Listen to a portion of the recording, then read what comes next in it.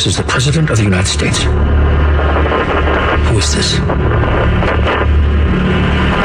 Is it you again? Look behind you. This is my private line. How did you get through?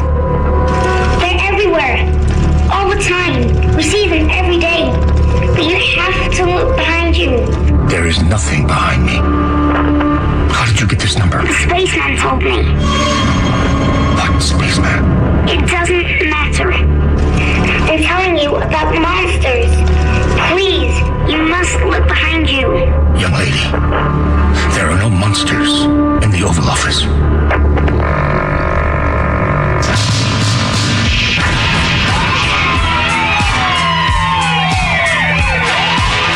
loudspeaker spoke up and said, Wayne City. the loudspeaker spoke up and said, Wayne City. the loudspeaker spoke up and said,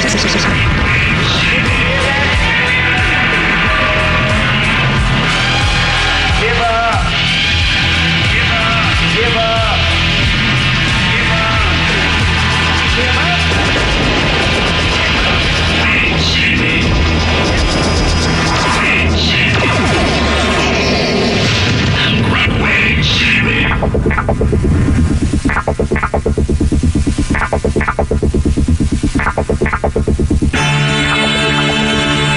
I'm Clyde Lewis, and this is Ground Zero.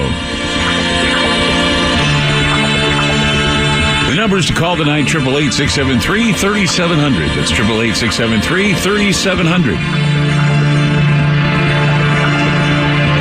And you can go to TalkStreamLive.com tonight to listen to the program online. If you're having a hard time getting it on your radio or radio station, if you have a program director in town that can play this show, ask him why he does it, or she. It'd be great to have Ground Zero on a radio station near you. Otherwise, you go to TalkStreamLive.com. Radio stations across the country, part of the Ground Zero family, are airing this program and streaming it.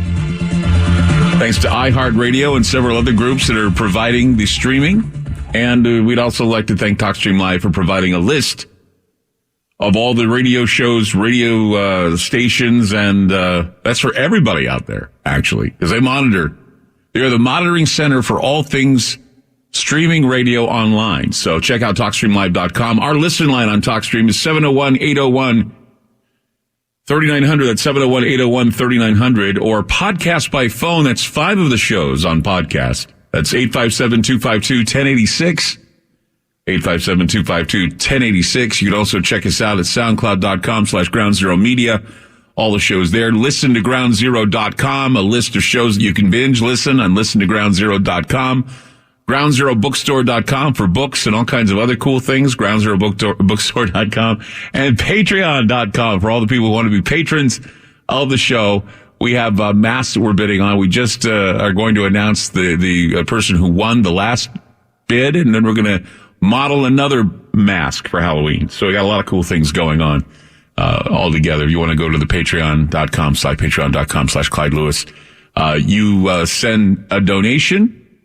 And we send you cool stuff. That's how it works. So, all kinds of stuff in the Ground Zero closet that we want to give you, and other cool things too. Donations from other artists and friends of Ground Zero. Jonathan Fuller, of course, the man who brings us the masks for Halloween. He is an artist, designer for many of the horror movies and horror TV shows you see out there, and also does masks for a lot of the great, spook houses across the country. So, some really good stuff coming from Jonathan Fuller. We're grateful that he gave us those masks to bid for the Ground Zero Patreon site. So I hope you had a great weekend. I had a fairly decent weekend myself. It wasn't too bad. I had a lot of time to spend to read, and that's exactly what I did. Is I read a lot, I studied a lot, and I actually saw a new movie called American Made. I urge every one of you to go see this film. And the reason why is because it talks about a subject that I was aware of through Danny Casolaro, who, of course, was the investigator into the Inslaw Promise case. He also was the man who was going to write Octopus, but he was basically suicided. He was killed by forces unknown as he was digging deeper into a number of things, whether it be Area 51, whether it be the Iran-Contra scandal, several other things he was involved with, and he ended up being killed before he had a chance to bring his book out. And one of the focuses of his investigation was a man by the name of Barry Seal. And Barry Seal is featured, actually, Tom Cruise is playing Barry Seal in this film, American Made. And so, it's a required Ground Zero movie. If you want to learn something about, I mean, it's Hollywoodized, of course, it's fictionalized, but, it's worth seeing. I also saw Blade Runner 2049. No, I didn't say that with disdain, okay? I just, I have mixed feelings about the movie. Well, all the critics raved about this film, and I think the only good thing about the film is that it takes you into another world, kind of like Ghost in the Shell, I think. And believe it or not, I haven't seen Ghost in the Shell, the movie. I have seen a lot of parts of it, though. And so when I saw Blade Runner 2049, I thought to myself, boy, this feels like a darker version of Ghost in the Shell. But of course, Philip K. Dick was the guy who came up with Blade Runner. And so, we can say who copied who, but the soundtrack is just overwhelming in Blade Runner. I mean, that's one thing if you go see, you're going to say, Clyde, you're right. The soundtrack is scary. It's just I could just sit there and listen to the soundtrack. I don't need a movie. Just kick back, sip a beer or something and just listen to that soundtrack pound in my ears. It was just amazing the way the soundtrack was. The film was okay. I'd say that it's, if out of 10 stars, I'd give it a 6. Mainly because I'm a Blade Runner fan, and it was just like going to a funeral. It just reminded me of this is a funeral kind of thing. It felt like a funeral. And very tense. Robin Wright was in it. I like Robin Wright. Harrison Ford was in it. I like Harrison Ford. Ryan Gosling, I like Ryan Gosling. I mean, all of them come back in some way, shape, or form. All the characters come back in some way, shape, or form. The original characters come back in some way. I can't tell you how, but they do.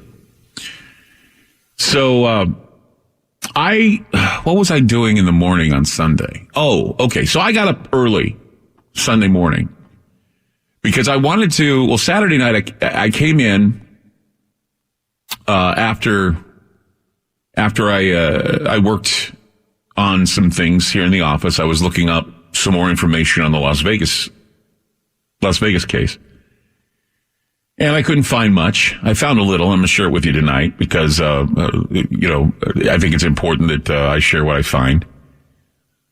But I'm really kind of aggravated right now because it didn't take long for the mainstream media to completely abandon the Las Vegas massacre. I woke up this morning to see if there were any groundbreaking revelations on the matter. Nothing over the weekend, nothing this morning. And all I was seeing was more talk about Russian meddling in the last election. And now they're coming right out and saying, yeah, we're investigating the fact that the Russians bought up time on, Facebook and bought time on this, and sold their ads to kind of get people to vote for certain people and not Hillary Clinton. That's just what the guy said. So, Russian meddling now, still talking about that. Football, they were talking about the football team still kneeling during the national anthem. Mike Pence walking out of a football game saying, how much taxpayer money went into him going there and watching the football game just to walk out for a publicity stunt, blah, blah, blah, blah. And then, of course, a number of tweets from the daycare center known as Washington, D.C. And that's all the news was today. And here I am, sipping my coffee this morning, and I'm feeling kind of irritable. I don't know why. It's because I did a lot of walking on Saturday and Sunday. My back was killing me. Kind of like, oh my gosh, is this all I have today? And I'm getting the urge to do some paranormal because there's a lot of paranormal to come. Believe me, it's October. This is when you do the paranormal stuff. But I'm thinking, I gotta give my listeners something to think about. That's the whole plan. Give you guys something to think about. And here I was sitting in front of the TV. I angrily was switching channels. Nothing about Las Vegas. I thought, this is an outrage. I mean, the Las Vegas death toll of 59, along with the 500 plus wounded, can be compared to a military operation. What was it? The Battle of Fallujah, right? During that battle, it was estimated that over 80 people were killed and 500 wounded. 80. Okay, 59 in Vegas, 500 wounded, 80 Fallujah, 500 wounded, or 500 plus wounded. I think it ended up being 90. So what you're looking at here is you're looking at something that can be compared to a battle, a planned battle, where we have 59 people dead, 500 plus injured. Yet on the news, nothing new. No new ideas, only that the property of those involved, that the property they own, like wallets and keychains and cars and all that stuff, they're finally being returned. They were retrieved and returned to their respective owners. That's what happened today. So officially, it's not clear. It's not clear why Stephen Paddock took a whole arsenal of weapons into a Las Vegas hotel, Mandalay Bay, and used them to kill at least 59 people and injure hundreds more. Still not clear. Oh, they found a note. And the note had numbers on it. They think it's the trajectory of firing and landing and hitting and whatever. That's what they think. But, it's like, okay, so they give us this cryptic numbers, whatever. I don't know what they're trying to prove, but officially they don't know. We had some hints earlier on that the sheriff, Las Vegas sheriff, said, I don't think he acted alone, although the media is contesting that. I don't know why. They continue to say, well, they found a slip of, they found a sales slip of food that was ordered by at least 3 people in the room before the shooting. Now I think they said that the security guard was shot before Paddock was. See, all these things are kind of now, they're all disjointed and fragmented. No one's ever going to find out the truth. And after an event such as this, we always hear conflicting accounts of events which surrounding the event. It just all reflects a wide range of witness perspectives. Today I was listening to, I was watching a video showing, I could hear overlapping gunfire. And I posted that, and there are people out there that says not everything's a conspiracy. No, I'm not saying this is a conspiracy. No, it's something that's not being answered. That's what it is. It's a cover-up. People who get annoyed when people start asking questions, like they throw the term conspiracy theory out there when they realize the CIA developed the word conspiracy theorist or conspiracy theory for someone who decided to go against what they talked about when JFK was shot. You question the JFK assassination, you're a conspiracy theorist. No, you have common sense about the magic bullet. You have common sense about just what you saw in the Zapruder film. And you have common sense about what you're seeing with all the other videos from Mandalay Bay. And you have common sense when you think about just the MO of this guy who allegedly committed the crime. That's not making you a conspiracy theorist. That makes you a person with common sense. 888-673-3700. That's 888-673-3700. I'm Clyde Lewis. You're listening to Ground Zero, and we'll be back. FM News 101 KXL. This is Ground Zero on FM News 101.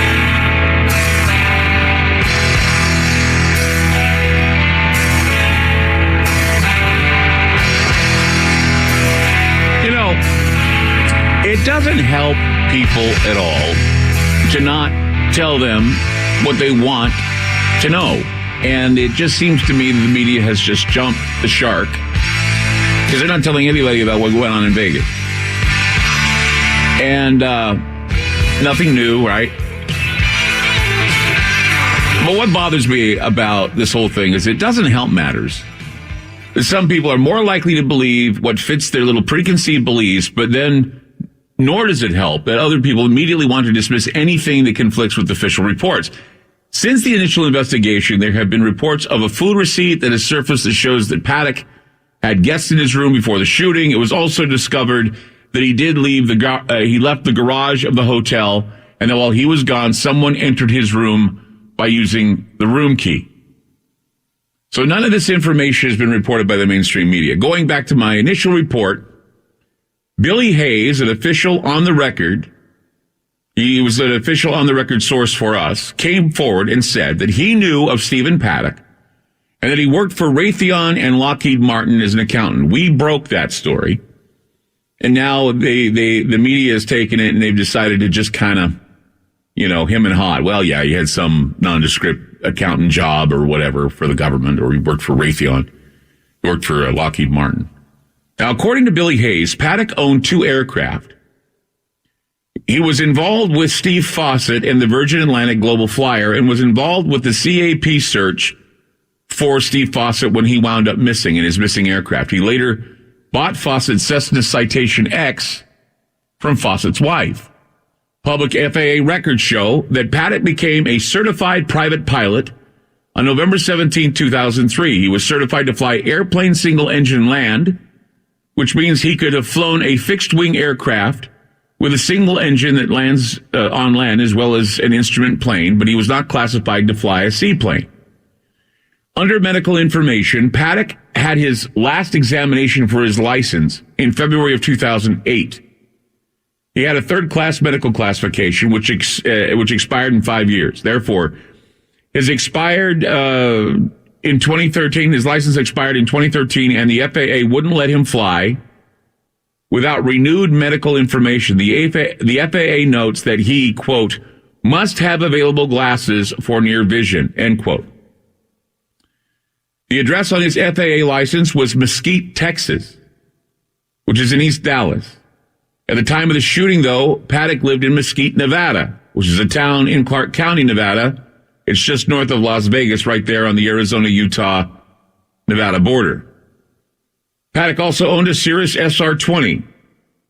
Now, after we first reported that the plane ownership had his connections, basically the media reported that Paddock did work for the Defense Department on various projects.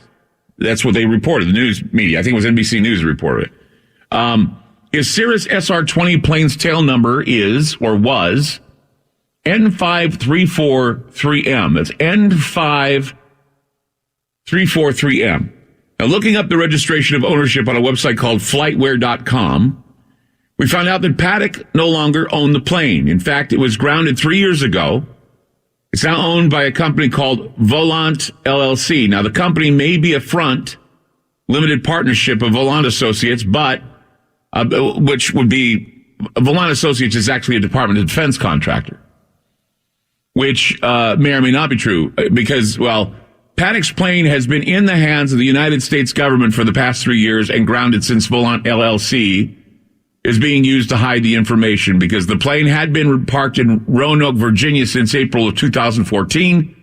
However, it was reported that Paddock's plane is now owned by a guy named Dr. John Rogers, who's allegedly the owner of Volant LLC. So that's still kind of out there. But Volant Associates, though, Volant Associates Group describes its mission statement as providing the industry's preeminent professionals to discriminating U.S. government and intelligence and defense industry customers. So you know what that means, right? They provide private pilots who do special work for defense industry customers. This is very interesting, especially since that film is out right now, that film American Made, which is the story of a pilot who flew for the CIA. He flew for a front company called the IAC, and his name was Barry Seal. American Made. I went and saw that over the weekend. American Made. It stars Tom Cruise. And the interesting thing about the film is that it was originally supposed to be called Mena. It was supposed to be released in January 2017, but it was moved ahead to September and was renamed American Made. And I'm sure we can all speculate why they changed the name of this film. So there are a lot of people now on the internet that have seen American Made, and they're thinking that maybe Paddock was a lot like Barry Seal. In fact, they say that he is our generation's Barry Seal. That's what I read today. I'll tell you more about the film American Made, the comparisons to Paddock, Barry Seal, who was a weapons runner, drug runner for the CIA. And this will be an interesting show. Historic, interesting, and fun, to say the least. 888-673-3700. That's 888-673-3700. We'll be back.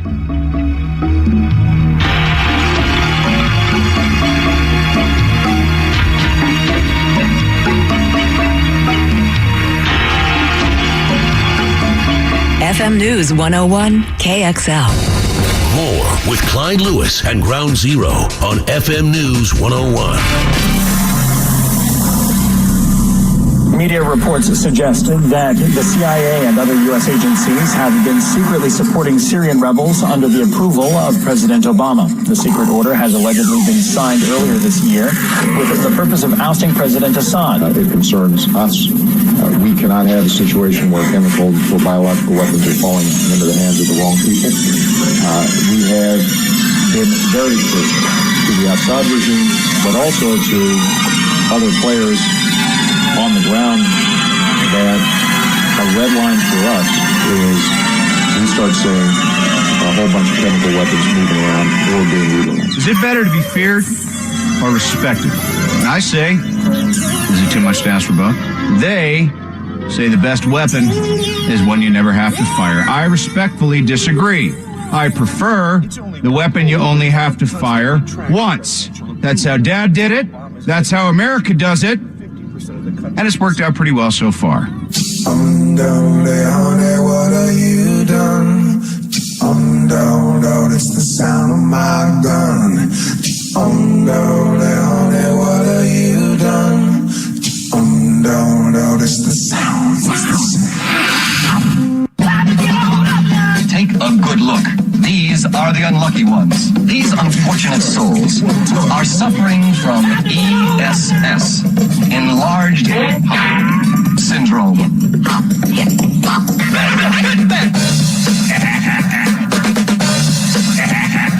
There are no secrets.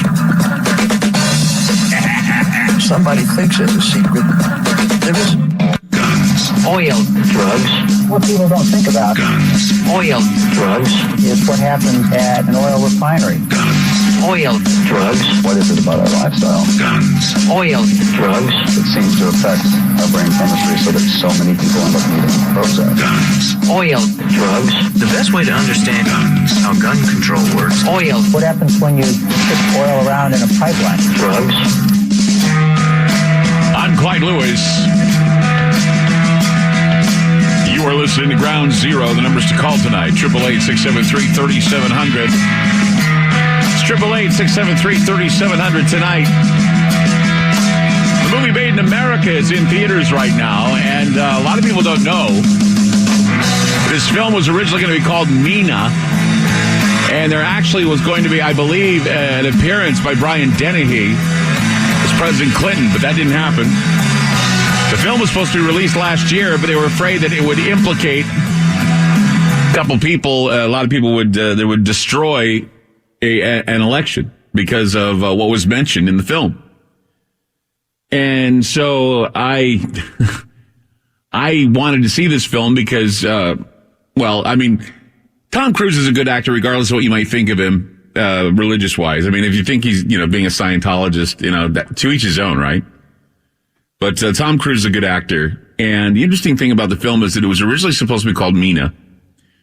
And it was supposed to be released in January of 2017, but it was moved ahead to September because, they had to rename it. And, conspiracy theorists and conspiracy readers know why they had to change the name.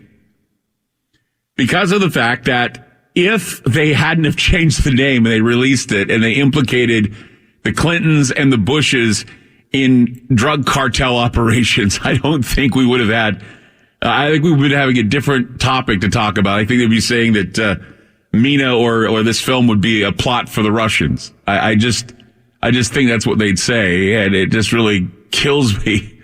It kills me to think that this didn't come out when it was supposed to. Plus, there were some problems too. The movie had two of the crew of the film.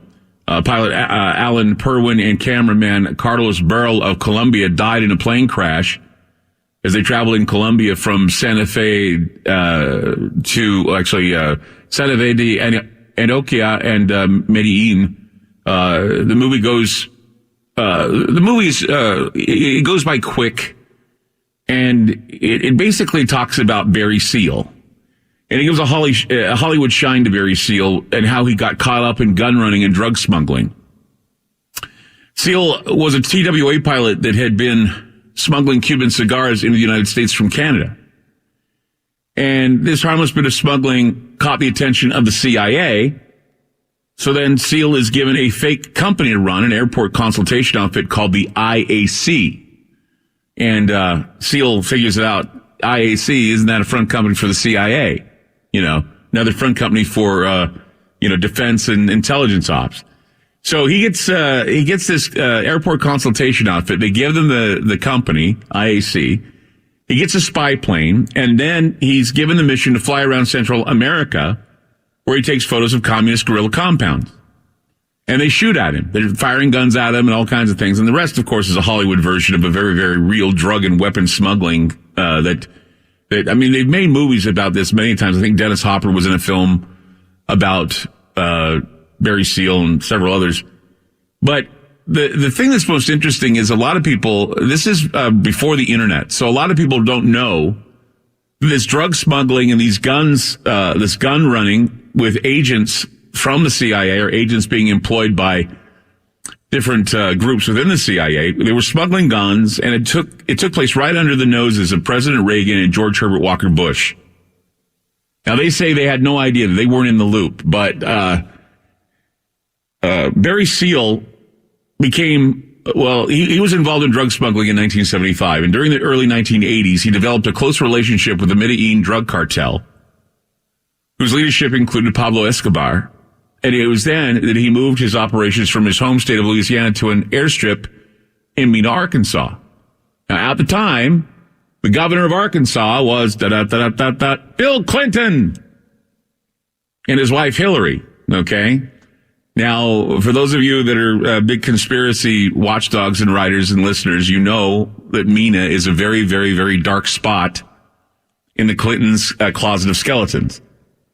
And it's a very, very big skeleton because many other skeletons happened after this skeleton was revealed. And I do mean real skeletons. I do mean real dead bodies. I do mean the Clinton circle of death. People have talked about the circle of death before. Well, this is all how it began. When you want to cover up something, you do it by basically taking out people who will talk. And so they die. They called it Arkancide, is what they called it. They used to call it Arkancide. You committed Arkancide because in Arkansas there were people working on the airstrip of Mena, and they were training people in Mena. They were also delivering guns from Mena to Central America.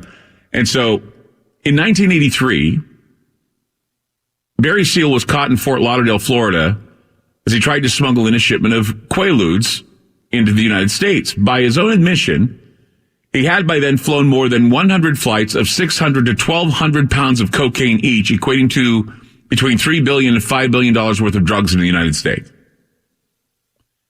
Seal was sentenced to 10 years in jail, but in order to avoid jail time, he decided that he wanted to become an informant for the DEA. Now, in the film, what I find interesting is that he's in the film, Tom Cruise is playing Barry Seal, and in the film he gets caught, because of course he gets caught. It's all history, right? So he gets caught, and he's in the police office, and the woman that I think she's a prosecutor attorney, the DA, gets a phone call from the governor of Arkansas. And she goes, "Hey, Bill, what do you want? What do you need?" And then after she's off the phone with Bill, Mr. Seal walks dead free, walks out without even having to face any time in jail or anything. He just walks away. But what happened is that when he did get caught with the Quaaludes, he was sentenced to 10 years in jail. But he said he wanted to work for the DEA, and he went all the way to the White House at the time to ask Vice President Bush if he could, he did this so he could stay out of jail. And so Seal was eventually he was enlisted into a sting operation. And what he wanted to do, what was going on is that the Reagan administration wanted to see the Contras overthrow the revolutionary Sandinista government, which had installed itself in Nicaragua. Well, Seal claimed that the Sandinistas had made a deal with the Medellin cartel, and proof of such, deal could lend justification to the U.S. to support the Contras, despite accusations of human rights violations and other things for the counter-revolutionaries. And so Barry Seal flew into an airstrip in Nicaragua with the CIA cameras installed on his plane. He snapped pictures which showed Escobar and several other members of the Medellin cartel loading kilos of cocaine onto the plane, with the aid of Sandinista soldiers. And what sucks about that is he was told that he would be covered, but Ronald Reagan actually showed the pictures in a speech basically outing Barry Seal. So Seal had claimed that one of the men that was present was Federico Von, was an associate of Thomas Borga of the Interior Ministry of Nicaragua. However, a Wall Street Journal reporter threw doubt over Seal's accusations, claiming there was no evidence tying any Nicaraguan officials to the drug shipments. Others, however, jumped on Seal's testimony, and that would be his undoing, because a front-page story in the Washington Times by Edmund Jacoby about links between Sandinista officials and the Medellin cartel discussed Seal's mission and appeared to out him as a government agent. Well, what happens then? Well, the DEA cuts him loose, but that also left him vulnerable. So he was later arrested by the FBI in Louisiana, though he only received 6 months of supervised probation. He didn't go to jail. He just got probation. That was a condition of his sentence, basically, to go to the Salvation Army from 6 p.m. to 6 a.m. every night for 6 months. It was a halfway house in Baton Rouge, and he would work with the people there, the Salvation Army, and he would help them. That was his community service. But it was outside of the Salvation Army building that he was shot and killed. That happened in February of 1986. Colombian assassin, there were a number of Colombian assassins. I think there were 3, as a matter of fact. They were sent by the Medellin cartel, and they were apprehended trying to leave Louisiana soon after Seal was murdered. 3 of the men were convicted of first-degree murder and sentenced to life in prison without parole. However, some believe the CIA was behind the killing. So after Seals died, Louisiana Attorney General William Gust hand-delivered a letter to U.S. Attorney General Edwin Meese in protest of the government's failure to protect Seal. So I guess the comparison of Barry Seal to Stephen Paddock would only be the fact that Paddock had access to planes that are now in the hands of a company that provides services to Defense Department clients, or allegedly. Paddock had 2 planes, owned multiple homes, and regularly dropped tens of thousands of dollars in Vegas casinos. And in the film American Made, it indicated that Barry Seal had so much money, he didn't know what to do with it. He just packed it in, put it in suitcases, kept it in closets, gave it away.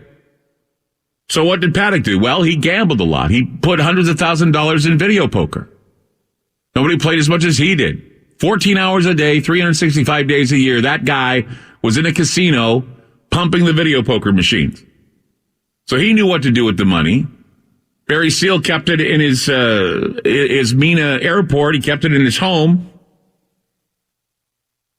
So the bizarre thing is that if Paddock really committed the crime alone in Vegas, his profile is one that is super rare, especially since he was much older than most shooters and very wealthy. I mean, it's a puzzle when you realize that over his lifespan, he had spent he had 27 home addresses in his lifespan. He had homes in several states. And you have to wonder how he made all of his money. I mean, it certainly wasn't in just real estate. You know, that's the thing. So, I mean, and when you're looking at a guy who gambled at least $10,000 a day in Las Vegas casinos and sometimes upwards of $30,000 per day, his brother even said that he once blew $1 million but still had stuff to live on.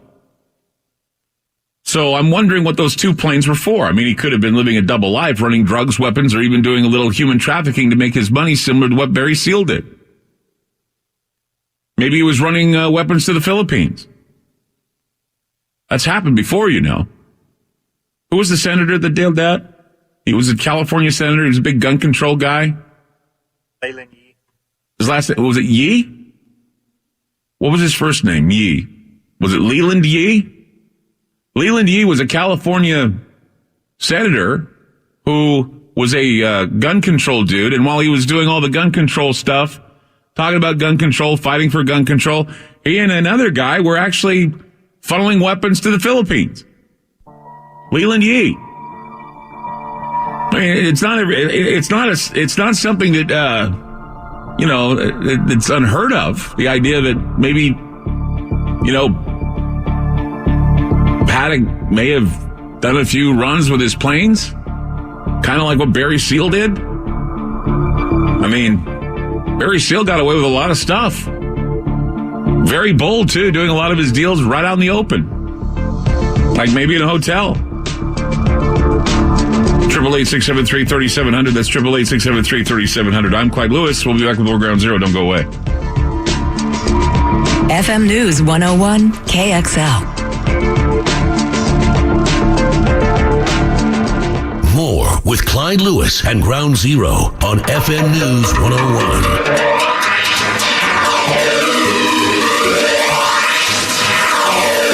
Let's go to Kathy in Oregon. Hi, Kathy. You're on Ground Zero. Hi, Clyde. Hi. Good evening. I just wanted to speak to the question of whether or not he was a radicalized Muslim. And why? I'll tell you why. In the last 2 days, something interesting, two things came to my attention. Mm-hmm. We were watching Fox News, and the Steve Wynn, I think it's Steve Wynn, of the casino owner, he said, we profile our high rollers, up and down. We know them back and forth. And he said the one thing that was unusual about this guy is that on all his meal tickets, he never, and his wife never, they never ordered alcohol. And now... That could be their Mormon. It could be, absolutely. I mean, he lived in Mesquite, which is a big Mormon place, actually. Absolutely, I totally agree. But it also could be that you're an observant Muslim. So that's the first thing. Okay, let's just say he was an observant Muslim because he drank. No. He could have been a Mormon. Look at the area. He was a Mormon, probably. He probably was a Jack Mormon. And absolutely, what we really want to know is if he had bacon with his eggs. That's basically it. And so just to say that he's an devout Muslim because he doesn't drink. Hell, I don't drink that much. That doesn't make me a Muslim. No, I agree. But the second thing that came to my attention this morning that was really, really interesting is if you look at the suicide picture, which is really gruesome, but it appears that he is shaved, that he doesn't have hair. No, he doesn't. That he's bald.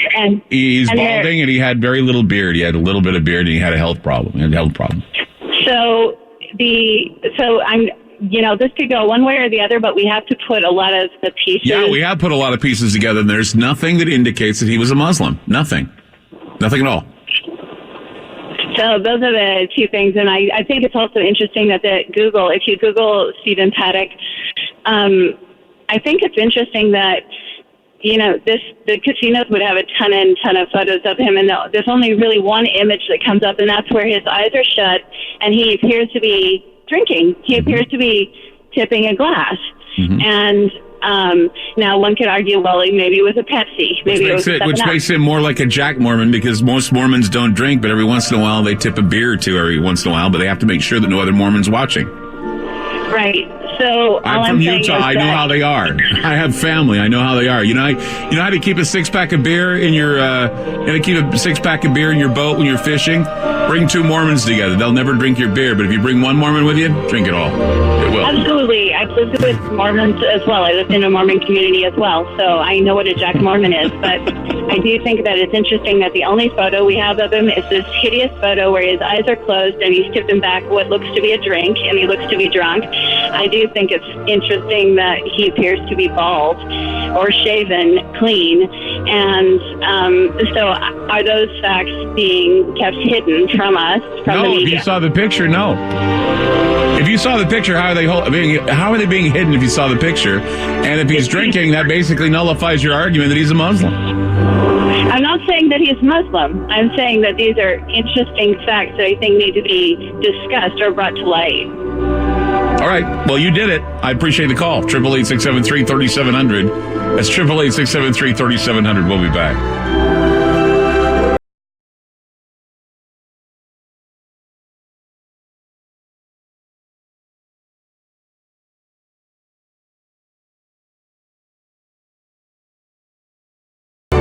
FM News 101 KXL.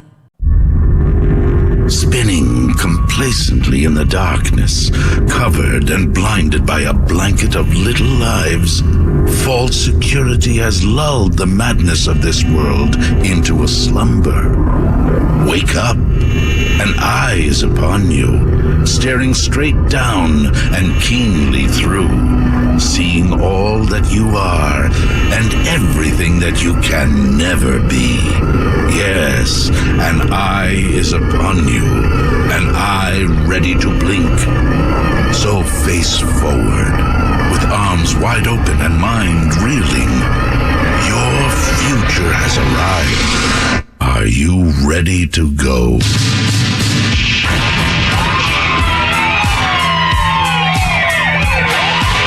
The loudspeaker spoke up and said, Wayne City. the loudspeaker spoke up and said, Wayne City. the loudspeaker spoke up and said,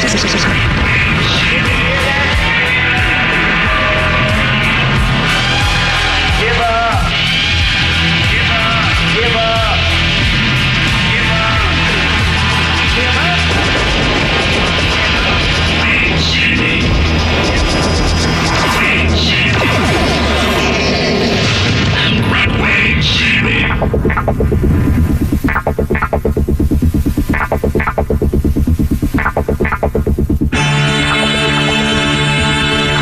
I'm Clyde Lewis, and this is Ground Zero. The numbers to call tonight, 888-673-3700. That's 888-673-3700.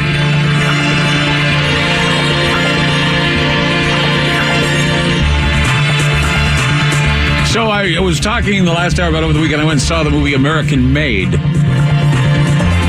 which is about Barry Seal. And what's interesting is I had no idea that the movie was about Barry Seal. I just went because I thought it would be interesting to see the film, because it dealt with drug running and gun running. But I remember hearing the name Barry Seal from investigations being done by Danny Casolaro, and how he fell into this situation with the Contras, the Sandinistas, the Contras, Iran-Contra, all that.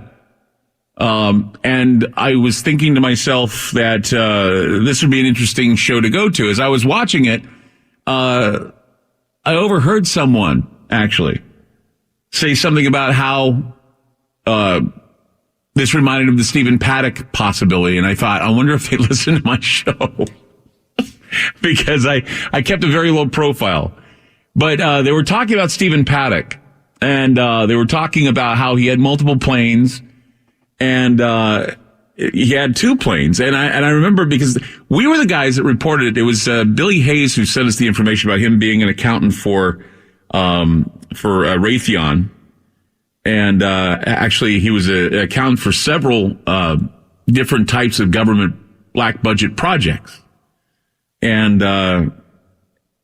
so Lockheed Martin, Raytheon, all these other groups. And it was interesting because I wanted to see if I could find some comparisons to Barry Seal. Now, for those of you who don't know, Barry Seal was a pilot, TWA pilot, who got really good at smuggling in cigars from Vancouver, British Columbia. They were Cuban cigars. And the CIA got wind of this and said to him, "Hey, you're doing such a good job, doing the cigar thing. Can you fly down to Central America and start taking pictures of the guerrillas so we can get an idea of, what they're doing down there?" And in the meantime, he learned that he could also smuggle guns down there, and he could smuggle cocaine back from the Medellin drug cartels. So that's what the story's about. And Barry Seal, of course, was eventually killed because he did a secret mission for the DEA and the CIA. And apparently President Reagan, I don't know if he accidentally or if it was on purpose, they outed him for what he did. But, he ended up getting killed. But in the meantime, he would be carrying something to the extent of billions of dollars in cocaine in the United States. And, I guess the only comparison we can make with Stephen Paddock is that, well, there was, some information that was actually, that we looked into after, Billy Hayes gave us some information about him having 2 planes. And if you remember back when we first reported the story, we said that Paddock owned two aircraft, and that according to Hayes, he was involved with Steve Fawcett and the Virgin Atlantic Global Flyer, and was also involved with the research, or at least the search for the missing plane and Steve Fawcett when he wound up missing. And he later bought Fawcett's Cessna Citation X from his wife, from Fawcett's wife.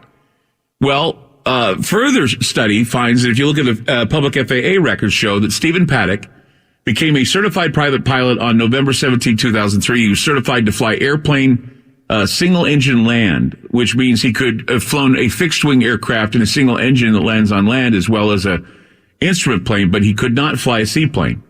Under medical information, Paddock had his last examination for his license on February 28th. He had a third-class medical classification, which expired in 5 years. He was expired. Therefore, he was going to have an expiration 2013. The FAA wouldn't let him fly without renewed medical information about glasses. He needed to wear glasses to fly. The address on his FAA license was in Mesquite, Texas, which is in Dallas. It's east of Dallas. And at the time of the shooting, Paddock said he believed to have been, he lived in Mesquite, Nevada, Clark County, Nevada, north of Las Vegas, right there, Arizona, Las Vegas, Utah area. I've golfed there before. It's a really nice golf course there on the Arizona side. Anyway, Paddock owned a Cirrus SR-20. And after we first reported the plane's ownership and his connections, the media reported that Paddock did work for the Defense Department on various projects. His Cirrus SR-20 plane's tail number was N5343M. And if you look that up on a registration, you can look online. We found out that Paddock no longer owned the plane. It was grounded 3 years ago in Roanoke, Virginia. A company called Volant LLC bought it. A lot of people on the internet, though, have said that it may be a partnership or a front company for a group called Volant Associates, which is a Department of Defense contractor.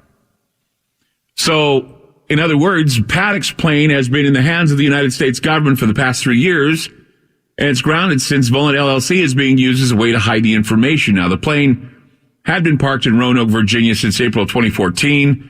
It has been reported that Paddock's plane is owned now by a guy named Dr. Rogers, who is allegedly the owner of Volant LLC, which, again, we wonder if this is some sort of front company. But if you read, if you go to the Volant Associates, that's VOLANT, if you go to the Volant Associates group, they describe their mission as providing the industry's preeminent professionals to discriminating U.S. government and intelligence and defense industry customers.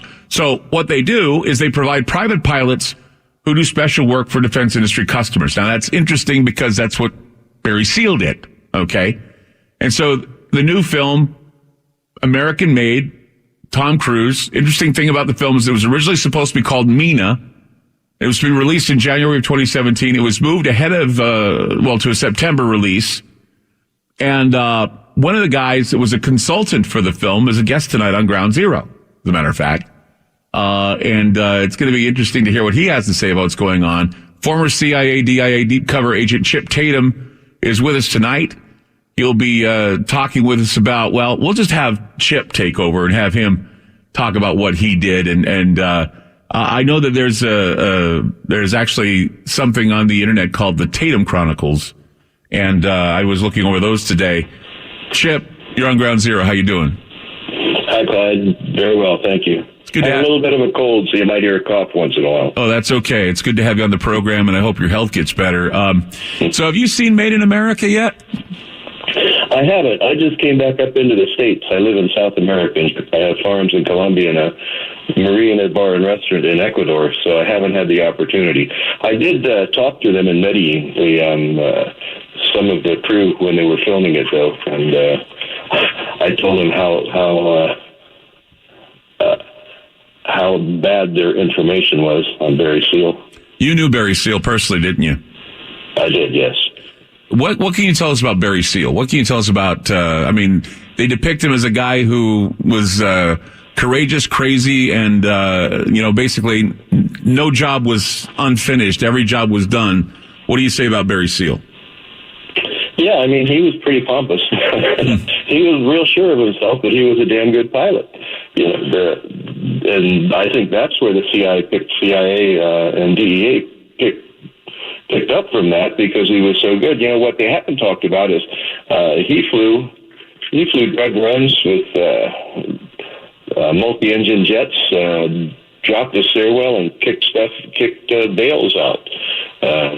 Back in the marijuana days also, you know, a lot of that isn't talked about. There are all kinds of things that aren't talked about with Barry and his various opportunities that came up working for the government.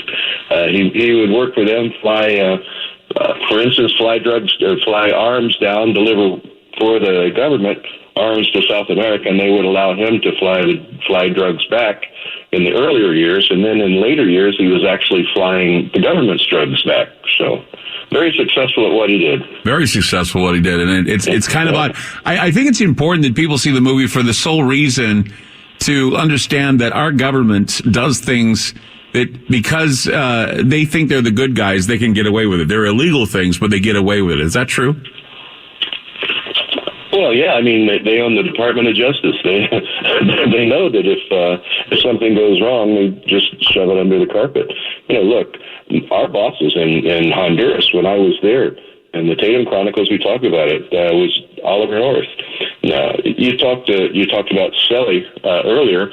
The DEA was actually kicked out of Honduras by North and the Enterprise prior to all the drug running going on. That's interesting, isn't it? Yeah, it is interesting, especially when it just felt so uncomfortable to see. I mean, they were able to, in the film, they showed, what they showed was, they showed Oliver North. They had a character that was Oliver North. They had a character that was Pablo Escobar. They had Manuel Noriega. And what they didn't, though, show, which I heard was excised, was Brian Dennehy as Bill Clinton, that they were going to have Clinton somehow featured, and he didn't show up in the film, but they did have footage of Reagan and Bush both saying they weren't in the loop with regards to the guns and the drugs going on in Central America. Yeah, right.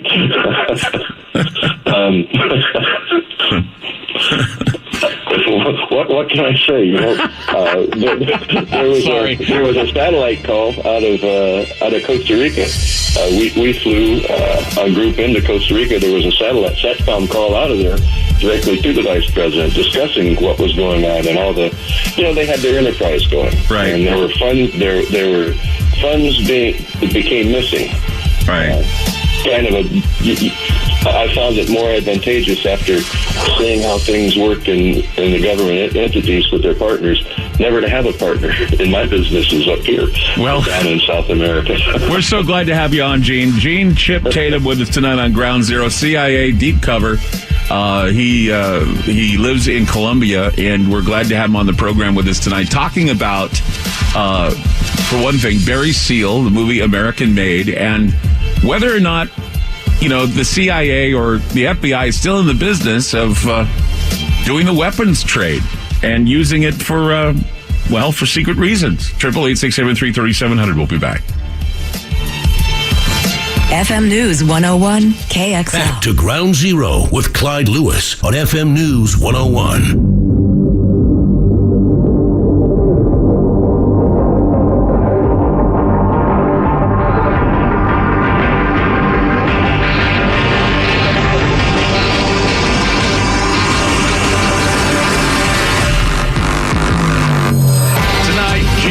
Tatum with us on the program. Of course, Vietnam Special Forces Air Combat Controller, 25 years CIA deep cover agent, U.S. Army pilot flying classified missions during the U.S. invasion of Grenada, Iran-Contra pilot flying cocaine shipments labeled as medical supplies, and member of the ultra-secret international G7-run Pegasus hit team. This is an extraordinary story that we have to tell you tonight. And, there are a lot of people out there, Chip, who are saying that a lot of what we're hearing out of Las Vegas, that Stephen Paddock, he had 2 planes, that he made a lot of money. They don't know how he made all of his money. Some people are saying that he may have ran weapons or maybe even drug trafficking or even maybe human trafficking to the Philippines. Do you think that could be the case with this guy? Sure. I mean, anything's possible. Just the fact that he owned the planes, he made a lot of money. Look, as an accountant for Lockheed, he didn't make a lot of money. I mean, it's just not there for accountants. You who are out there in the field, in the working environment, you don't earn millions of dollars, and as an accountant, unless you're, of course, playing with the numbers. Right. Well, and that's what I found interesting was that in the film, they were showing that Barry didn't know where to put all the money he got. He got a lot of money. He put it in bags. He put it in closets. He didn't know where to put it. He just basically kept it around the house. And in fact, they made it so funny that, I guess one of the dogs, got into the bag and he says, I'll rake it up in the morning or something. He said, because they were out there in the middle of Mena, out in the middle of nowhere, and he thought nobody would care. But see, this is the thing. This guy, on the other hand, was like a multimillionaire, about $5 million net worth, was spending all of his money in Vegas, blowing his money on machines. And, in fact, his brother once said that he did, in fact, one night he blew an entire $1 million at one time, and he still had enough money to live on. So you're right. I thought to myself, how is he making money being an accountant for Lockheed Martin, and he couldn't be making that kind of money with real estate? And he had 27 known addresses, and so this guy had been all over. And now the plane that he had, one of them, of course, is right now being owned by a company called Volant, which is basically a company that flies for defense contractors. Mm-hmm. Yeah, it would be pretty suspicious. Especially with his contacts in the Philippines, the opium trade coming over here. Opium's so much more beneficial dollar-wise than carrying a kilo of cocaine. You just make a lot more money, and it's just as easy to bring it across. So. Mm-hmm. And see, that's what I was thinking. I mean, you were looking at. I also was looking at Leland Yee. He was a senator who was making deals with guns in the Philippines. Got caught doing that, and he was a gun control advocate, and yet he was on the side, peddling weapons to the Philippines and making money on the side with that. Yeah, I'm always suspicious of those in political positions. They're so adamant against a particular thing. It almost makes me suspicious that they're trying to throw off some guilt that they have of their own onto others. I think we've learned from the Reagan and Bush administration that things go like that, especially when you have a big CIA operative like George H.W. Bush doing it. And I wanted to get into it. I know that we're closing in the bottom of the hour, but I wanted to get into there was some things about Barry, a lot of, controversy about Barry having some very important information that basically got him killed. Do you believe that the drug cartel killed him, or do you think the CIA had something to do with offing him? I mean, you're a CIA operative yourself. What would you think happened? Well, I was privy to a conversation in the back of my aircraft. While we were flying in Honduras, we were flying into the North Camps. We called them the North Camps because Oliver North ran the the Contra camps there where they were producing their cocaine. And the conversation was basically that they were skimming money. There was money being taken from the enterprise, and they had plans to take care of Barry. They were going to have Jeb do it with his friends out of Colombia.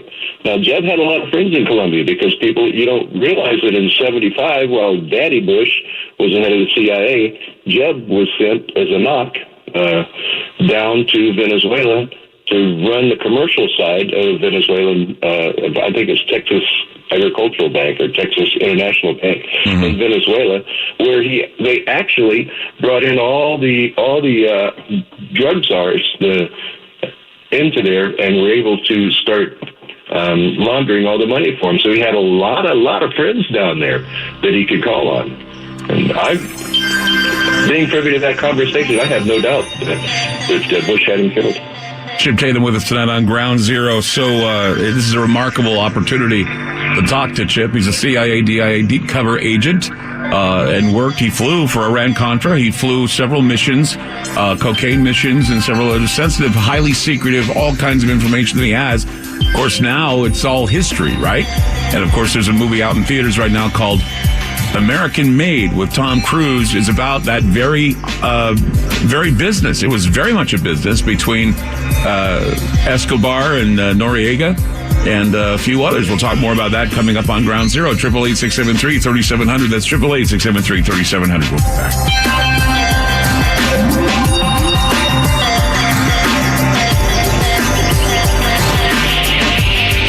FM News 101 KXL. More with Clyde Lewis and Ground Zero on FM News 101.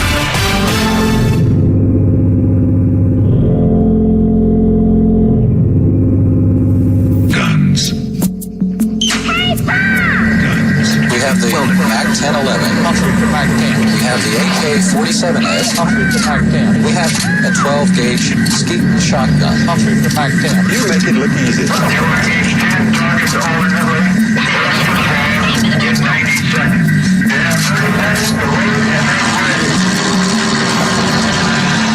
I think there was a substantial shadow government trying to run foreign affairs of the United States.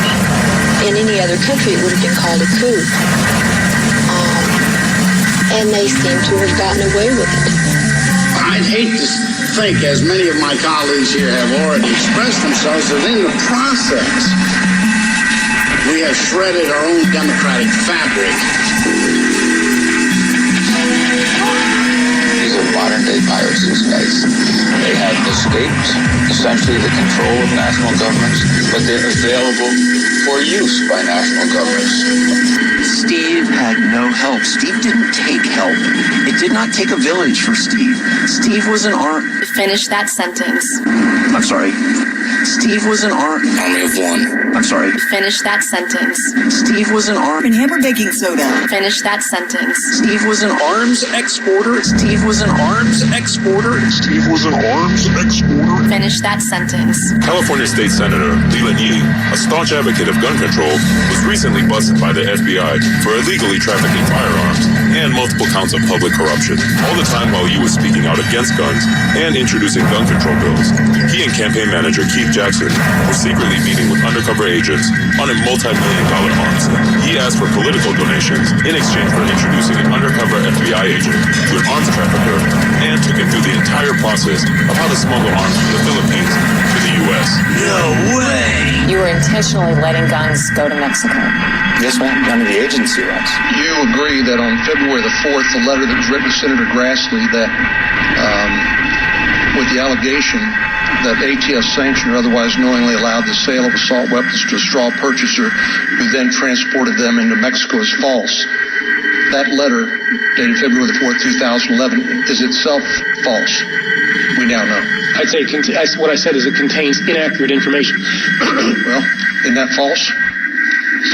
Well, false, I don't want to quibble with you, but false, I think, implies people making a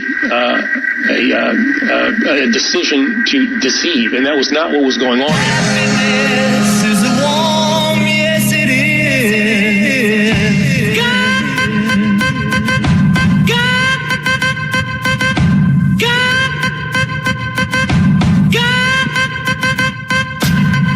I'm Clyde Lewis. You're listening to Ground Zero. Our special guest tonight, CIA Deep Ops agent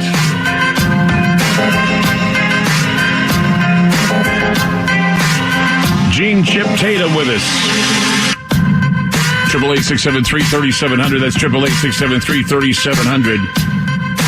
So what I was wondering, we were going to cut off, but you explained it a lot about what was going on behind the scenes and whether or not Barry Seal was murdered, at least by our agency, except for they said the cartel was involved and 3 suspects were put in jail for it, or they were sentenced and put in jail. Didn't you say though in your book, the Tatum Chronicles, that Barry Seal actually had video of George W. Bush and Jeb Bush basically loading stuff onto a plane? Yeah, that's what he said, and I had no reason to doubt him. He actually ended up providing a list of people that he knew were involved, gave it to me. He called them the Boss Hogs, people who he had dealt personally with in various missions, various callings, basically, from the 70s through the 80s. How far back does this type of operation go? Does it go back before Vietnam, or was it immediately after or during Vietnam, where these missions to secretly run guns with the CIA or other agencies happening? Oh, sure, it was even before that. I mean, we were running guns back for the Cuban crisis. When we tried to take down Cuba, there was drug running there. As long as we've had skirmishes, as long as we've looked at trying to do regime changes, there has been gun running. Because, I believe it was 1976, Congress put into place the Oversight Committee, where all operations that the CIA was going to take upon themselves had to be approved and funded by Congress. From that time on, it was black time. It was time to go dark and keep the funding out of the hands of Congress. And so you see a lot of information coming out from the 75, 76 era forward, how a lot of cowboy actions were taken. We're seeing a lot of movies as of late being produced out of Hollywood discussing the illegal arms trade and discussing drug trade and what was going on. Do you think they're just doing it now because there's nothing we can do about it and it still goes on and therefore there doesn't? Because I find it interesting that, here we now have people comparing Stephen Paddock to Barry Seal, saying, well, he had these planes. They're now owned by the government. What was he doing on the side? Was he doing human trafficking to the Philippines? Was he doing opiate trafficking to the Philippines? Did he get these guns because he knew he was going to make a deal?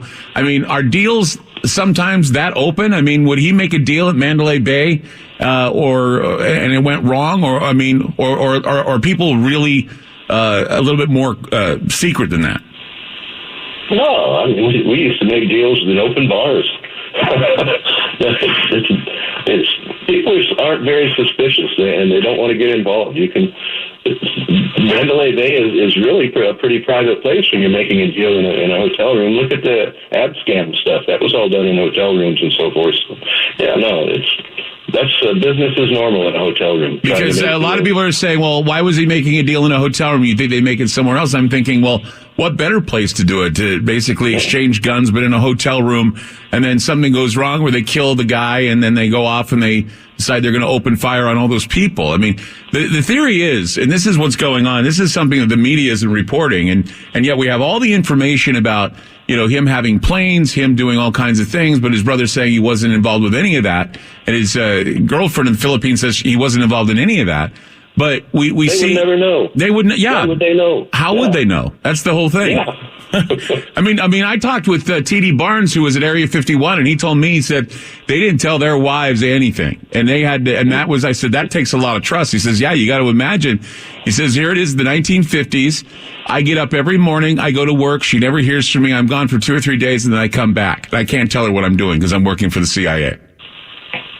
Right. I mean, when I went on my mission, even a military mission, my wife wouldn't know where I went. When I went to Grenada, she thought I was off on a training mission in Tennessee somewhere for 4 or 5 days. I came back beat up with broken ribs and everything else. So. Speaking of which, a lot of people want me to ask you about your death. There was a report that said that you had died or you were found dead. Somebody faked your death, or that you faked your death. What happened with that? It really hurt when I died, I'll tell you. Well, I was living in Costa Rica at the time, and my son called me and said, "Dad, oh, thank goodness you're not dead." I said, "What are you talking about?" He said, "It's on the internet that your body was washed up in Panama with no face on it." I said, "Wow, that must have hurt." Oh my God. That's so terrifying, it's funny. You know that, Chip? It's so terrifying, it's funny. Okay, so you were allegedly found with no face in Panama, right? Right. So what, did you take advantage of that and kind of hid out for a while? Didn't let anybody know? No, I was already gone. I had no intention of contacting anyone. I was down there living and working, enjoying my life down south. Right. So when did we finally realize that you were among the living? When did we finally realize you were among the living? When did you finally make an appearance? When I came back to the United States, they finally found that, hey, you really are alive. I guess that was, I'm not sure what year that was. I guess it was 2012 when my son was born. I came back up to get him all of his U.S. Citizenship papers. Right. I had to come back to do that. So right. Well, it's just it's just a life, I guess, that it would take. You know, do you look over your shoulder a lot at all, or are you pretty much over that now? No, you know, I've lived a good life. If they're going to do something, they're going to do it. When they do it, a lot of them will be taken down because I have a nice document stuck away, like I had told Barry to do. Unfortunately, he's too pompous to listen. You know, he just, well, yeah, I can do that. I've got Bush's telephone number. I said, well, you know, having his telephone number doesn't help. They found his telephone number in the car. You remember that, right? Oh, you didn't hear about that? Oh, well, I know something you don't. When they found Barry's body in front of the Salvation Army, dead, Bush's phone number, his private phone number, was in his car. Well, I wouldn't doubt it. Had we had cell phones, then his cell phone number would have been on his cell phone. Well, they probably would have been Facebook friends. They were in contact that much. Oh, I see. I didn't realize that. They didn't really go into the fact that he was in contact with them all that much. But one of the things I thought was funny was that in the film, Tom Cruise gets in his car, and every time he goes to turn on the key, he told everybody who was standing near his car, "Could you please go away? I'm starting my car." He'd tell people, "Don't stand near my car. I'm starting." I don't think they understood why. But you figure out why, because I guess in the film, somebody he knew, a brother-in-law or somebody, was killed in a bombing, or his car was bombed or something because he took money and was very sloppy with the deal, and so somebody killed him. But I don't know if that's Hollywood or if that's something else, but it was just really funny the way, you know, in the movie, Barry is in his car, and every time he tries to start it, he tells people, "Please, don't stand, tell the kids not to stand by the car, you know, because I'm going to start my car," because he was afraid he was getting bombed. He spent some time down in South America with the Colombian cartels, and he saw how they handled things, and that's basically they would car bomb. Yeah. So. Yeah, it's amazing that you know, there were so many things like that. What is behind this, do you think? Is there really a deep state or what we call a shadow government pulling the strings in the background? Certainly there is. And you know, to them, money is power. So what's behind everything is just compiling as much money as they can to increase their power base. And that's all it is. It's money is power. And, you know, look at today. The little guy barely makes it, but those money barons really have power. How many money barons go to jail? How many big banks in the failures? How many of those guys went to jail? Did compromise keep Barry Seal out of jail? It seemed like that's all he ever did was compromise, and there was actually a point in the film where he got to walk away because Bill Clinton told him he could. Yeah, I mean, he was one of their favorite boys. He was good. I mean, they don't want to take him out of action when you're as good as you are, and that's what it comes down to. I mean, Barry could move. Barry could fly under radar. He could come in under all of our interdiction. He was really good at what he did. Wow. Yeah, because he was just one, he was like a modern day Han Solo in a way. It's kind of like, you know, smuggling stuff in and getting under the radar, not getting caught, and basically making friends and deals with pirates and bad guys, I guess. Yeah, I mean, he had a little empire he was building over on the islands in Roatan and Honduras. He had a thing about Royal. He wanted to have Royal Shipping Lines, Royal Airlines, just the name Royal. And I doubt that was brought up in any of the movie.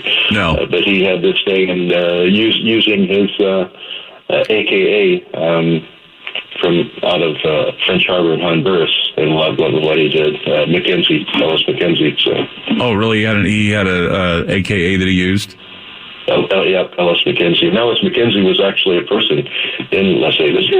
None of that stuff comes out of that movie, huh? No, nothing comes out like that. Well, I mean, I have a feeling they had to cut a lot because the film was going to be called Mena, and they changed the film, and then they were going to release it during right before the election, which I thought would have been interesting. But then we'd have a mess because, of course, the Clintons would be named and the Bushes would be named, and both Jeb and Hillary were running for president.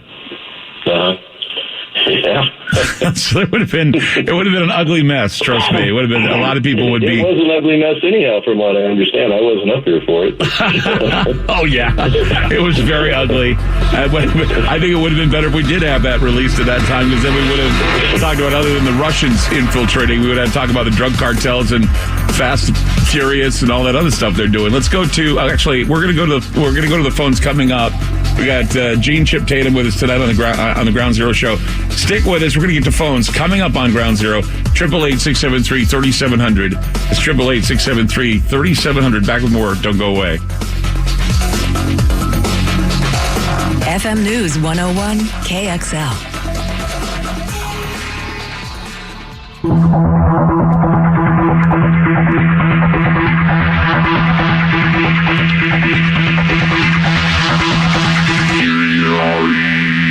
Gene Chip Tatum is my guest tonight on Ground Zero. Before we go to calls, I wanted to ask you about the Pegasus file. And the reason why is because I remember one time I did a lecture about the shadow government, and the Pegasus, something called Operation Pegasus came up. And it was something that it changed its name over time. And did it start with Bill Clinton, or did it go far beyond that?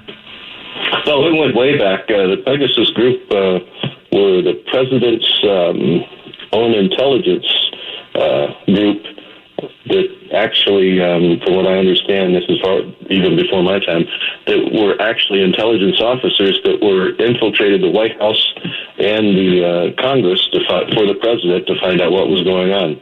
I bet he needs that today, doesn't he?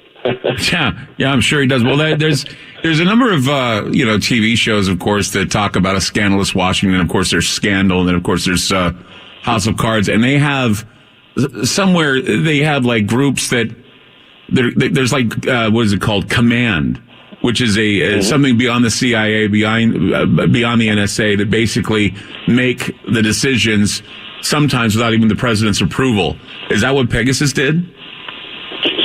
We actually worked under the president, but in later years under the TWIG, under Terrorist Incident Working Group. But we were given a mission, and how we handled that mission was up to us. That's basically for the Black Ops. And then once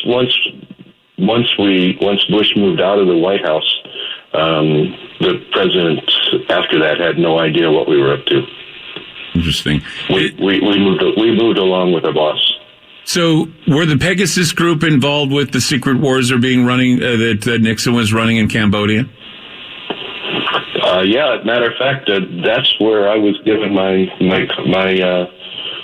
name to work under Pegasus. Was after being released in Cambodia as a captive. Colby met me in the Philippines in the hospital I was held in, and told me that I would be working under codename Pegasus from there on. Wow. And from there, it's history. There's more to it, and I'm sure I want to talk more to you about this. We got people wanting to talk to you, Chip. They're waiting on the telephones, and we're going to get back to you after the break. We have Gene Chip Tatum with us tonight on the program, and we're so grateful to have him on. There's a new film out called American Made with Tom Cruise, talking about Barry Seal, who was a pilot who flew Iran-Contra cocaine and weapons for the Contras. And it's a very, very interesting film, because there are a lot of things there are a lot of people, I was looking on the internet, a few people I overheard saying that they believe that Stephen Paddock was a lot like Barry Seal, that he had a secret life, that he had some planes that are now in the hands of the government, or at least in hands of a defense contractor front organization for the government, and that he may have been doing some weapons deals either with ISIS or with the Philippines, and that's how he was making his money. So we're going to talk more with Gene Chip Tatum, of course, Vietnam Special Forces Air Combat Controller. He's that's 25 years, CIA deep cover agent, U.S. Army pilot flying classified missions during the U.S. invasion of Grenada, Iran-Contra pilot, and the list goes on. Tonight, we're very happy to have him on the program. 888-673-3700. It's 888-673-3700.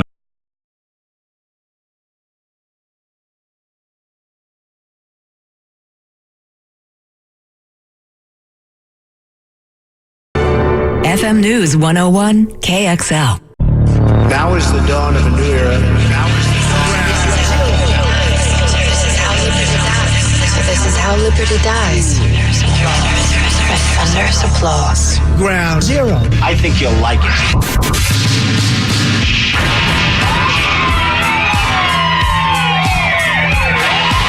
The loudspeaker spoke up and said, Wayne Siri. the loudspeaker spoke up and said, Wayne Siri. the loudspeaker spoke up and said,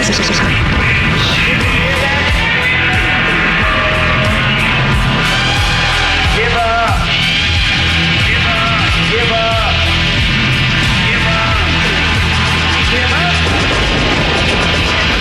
Wayne Siri. Wayne Siri. Wayne Siri.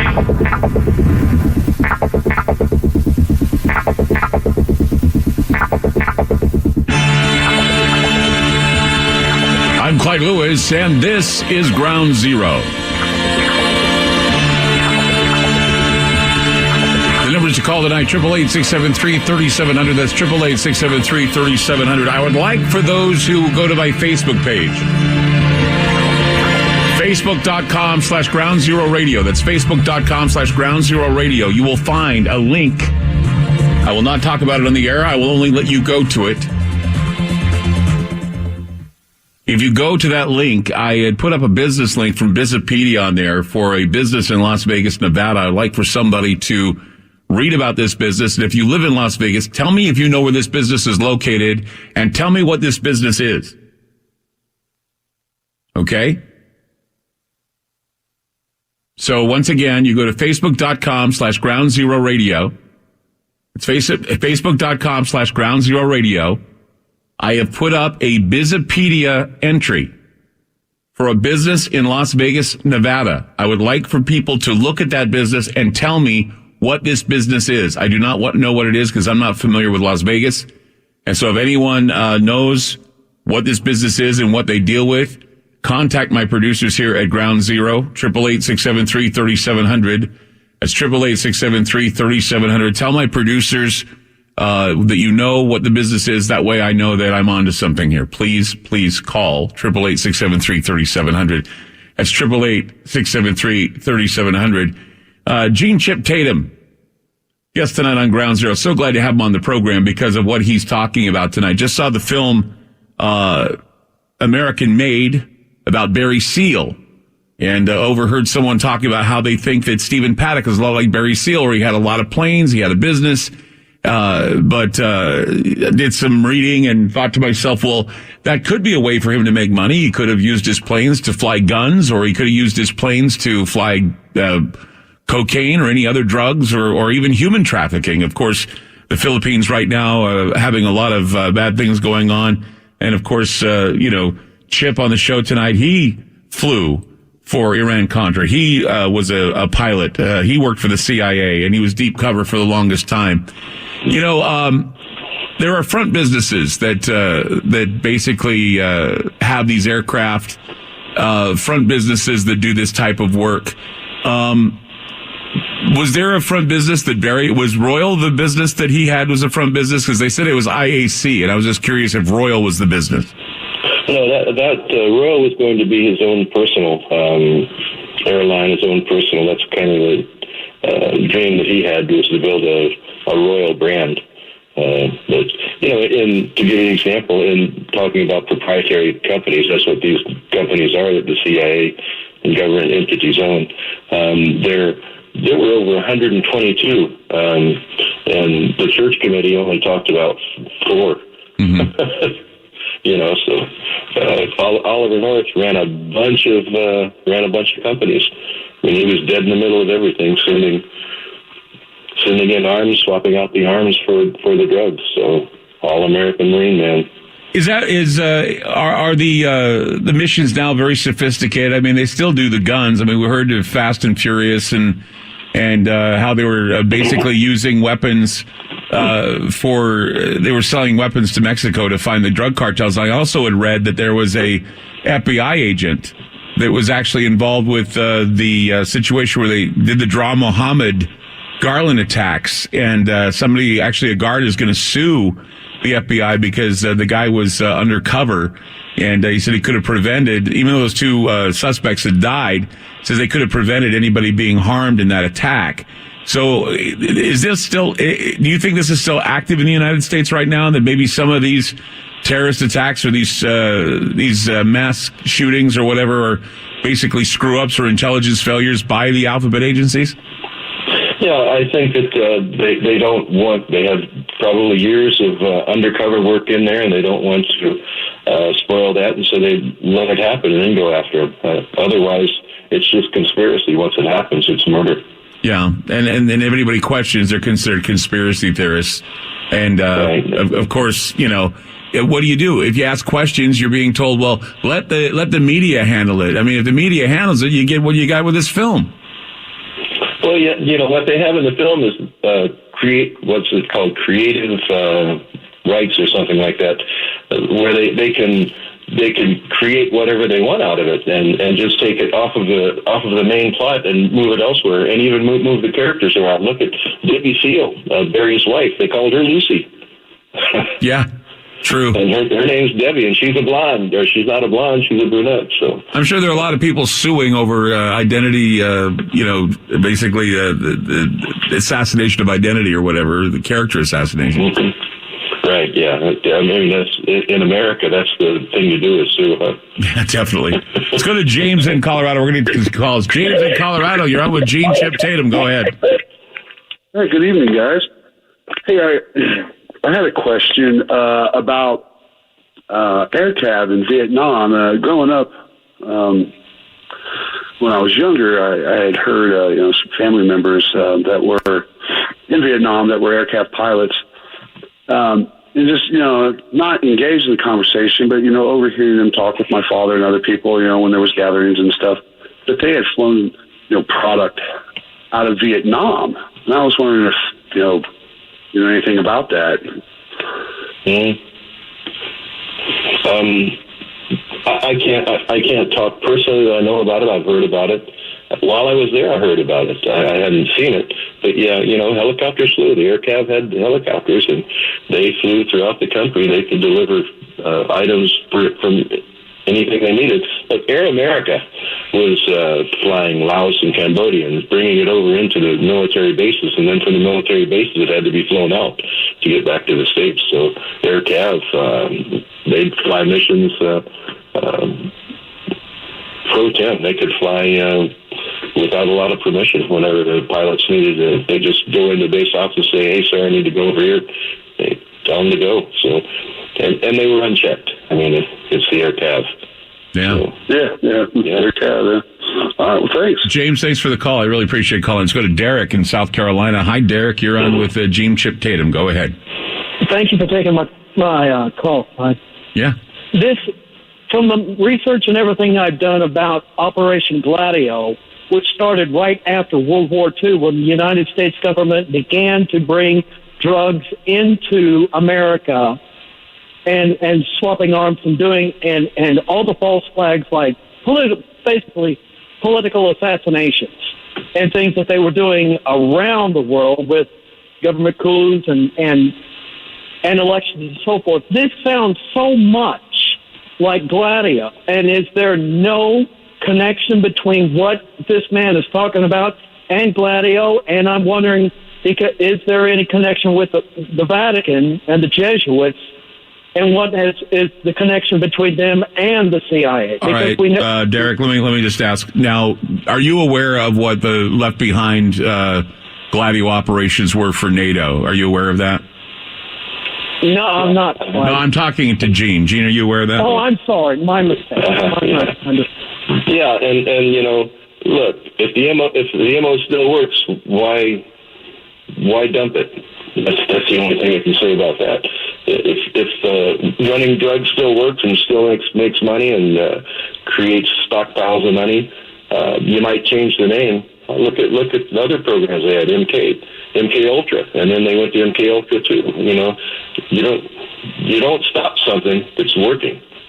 Do some of these programs, Gene, I don't know if this is something you know about, but A lot of these programs. No, you're still there. Hold on one second. Okay. You were talking about Air America for one, and we know that Air America, Evergreen Air, and other groups. Evergreen Air doesn't exist anymore, but we know about these organizations. Some have even linked them to possible geoengineering. Are the geoengineering ideas coming out of intelligence? I mean, are we having pilots also spraying the skies, or is that out of your territory, beyond your pay grade? No, we were spraying the skies in Vietnam, as a matter of fact, trying to get it to rain on the Ho Chi Minh Trail. Operation Popeye, right?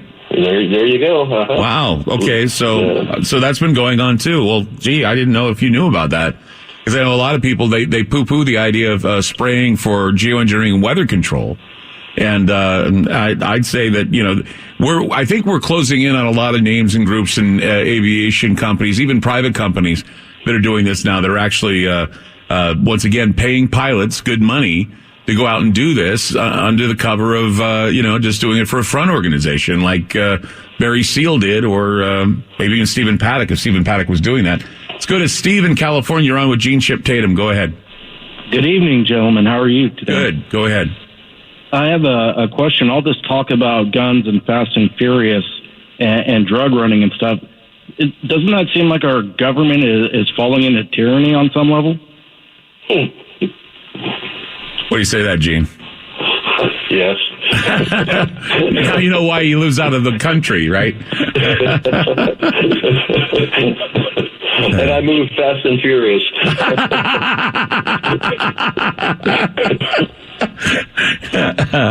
Does that answer your question, Steve? Steve? Are you there? I guess Steve left. Steve in California? Oh my God, he's gone. I don't know if you like that or not, Chip. That was a good joke, though. That was really good. 888-673-3700. That's 888-673-3700. Tonight we have Gene Chip Tatum with us on the program. We're so glad to have him on the show tonight. We're talking about the new movie American Made. He was a consultant for that film.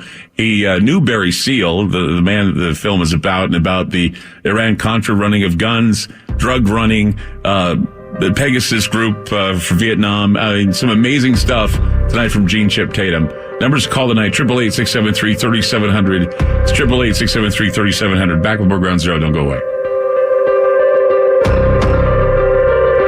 FM News 101 KXL.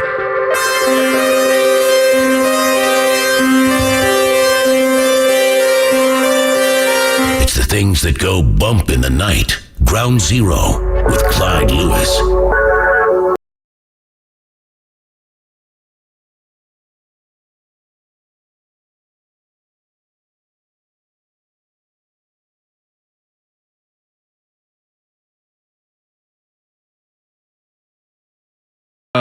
Let's go to Jeff in Oregon. Hi, Jeff. You're on Ground Zero. Sweet. Hey, this is Jeff. Hey, we're listening to you all the time, so it's great to be on the air. Thank you for having me. You go ahead. Yeah. Hey, so I was with my wife in Vegas when the shooting happened. We went down for her birthday, and we were staying at the Bally's Hotel. Mm-hmm.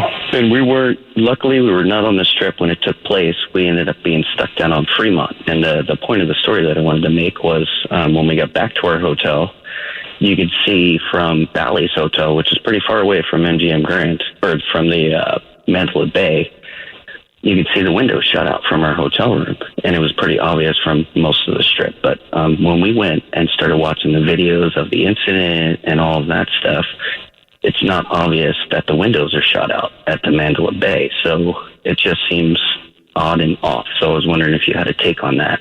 I wouldn't really have a take on that until I can get more information. Everything about it is strange. What we are finding, though, is we're finding names and addresses and places and businesses and things that he was associated with. As a matter of fact, as I said earlier, they have a lot of people are comparing him to Barry Seal, which, of course, he flew drugs and ammo to the Contras. That's why we have Chip Tatum on, because he knew Barry. But I think we're finding out something else is a little darker that I may relate in the next hour, but I don't know anything about the window situation.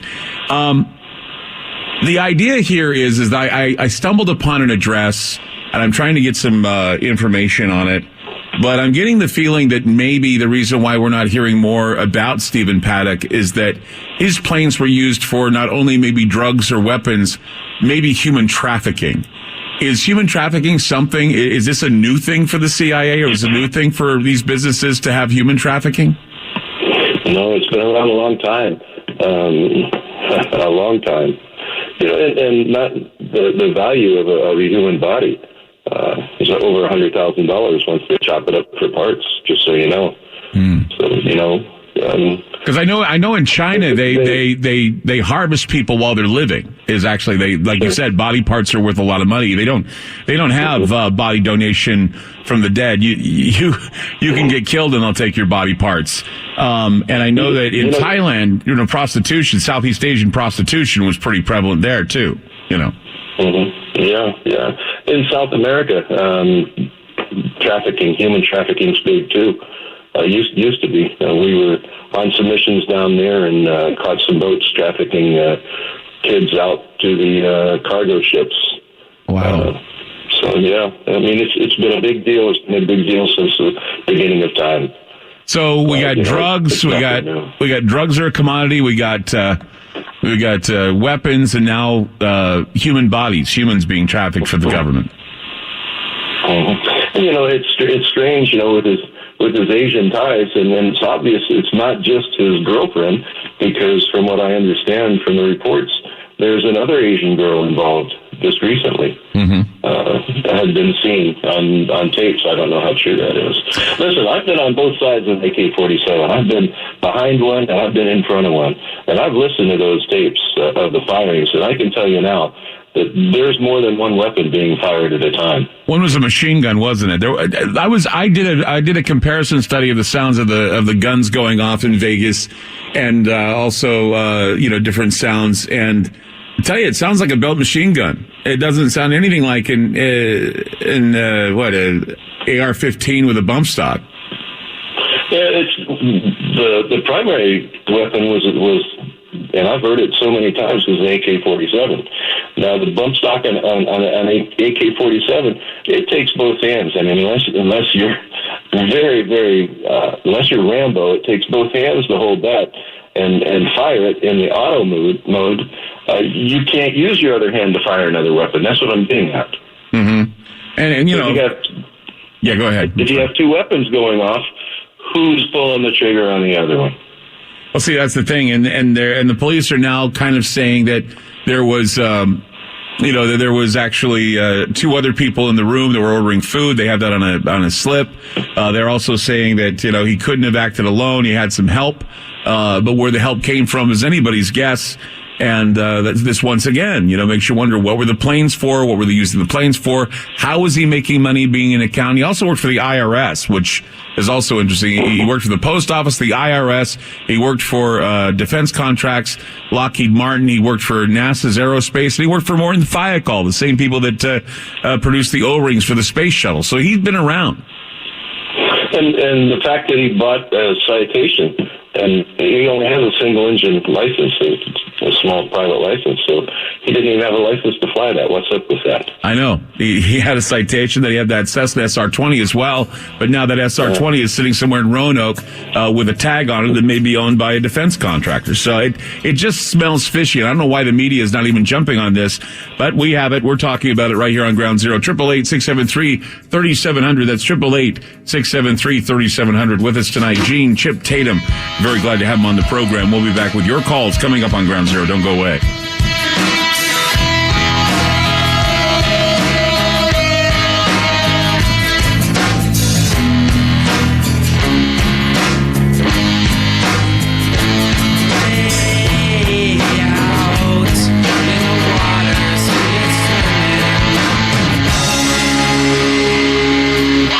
Where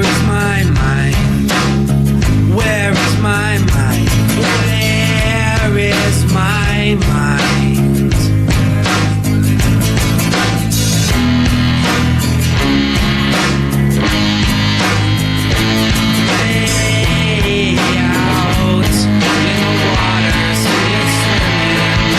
News 101 KXL. More with Clyde Lewis and Ground Zero on FM News 101. In the 80s, there was Cold War drama. We fought the commies inside Nicaragua. Our friends were the Contras. Freedom was their mantra, so we sent them lots of money for guns and landmines.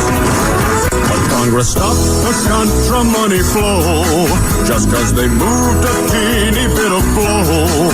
But then a hero came forth. His name was Oliver North. He and Reagan went around the sissy Congress. All in North, all in North. Oh, this is legal. You're doing it for the good. You're doing it for the good guys. Yeah. Just don't get caught. Don't get caught. Just don't get caught. Just don't get caught. I will tell you right now, Council, and all the members here gathered, that I misled the Congress. The Iran-Contra scandal transcends Washington for most of 1980s and teen 80s and renewed a struggle as old as the Republic between the President and Congress. Locating a suspected shooter, 64-year-old Stephen Paddock, a resident of a retirement community about an hour and a half outside of Las Vegas. They say Paddock was firing into the crowd from this blown-out 32nd floor building. Not an avid gun guy at all. The fact that he had those kind of weapons is just, where the hell did he get automatic weapons? He has no military background or anything like that. When you find out about it, like I said, he's a guy who lived in the house. There were 23 firearms at Mandalay Bay and 19 firearms at his home in this case. We did not condone and do not condone the shipment of arms from other countries. Became the world's most notorious arms dealer. It's my business, ladies, and business is good. I'm Clyde Lewis. You are listening to Ground Zero. Numbers to call tonight, 888-673-3700. That's 888-673-3700. Gene Chip Tatum, my guest tonight. CIA deep cover. Pilot Iran-Contra. Consultant for the movie American Made. And great guest tonight on the program. Glad to have him along. We'll get your phone calls now at 888-673-3700.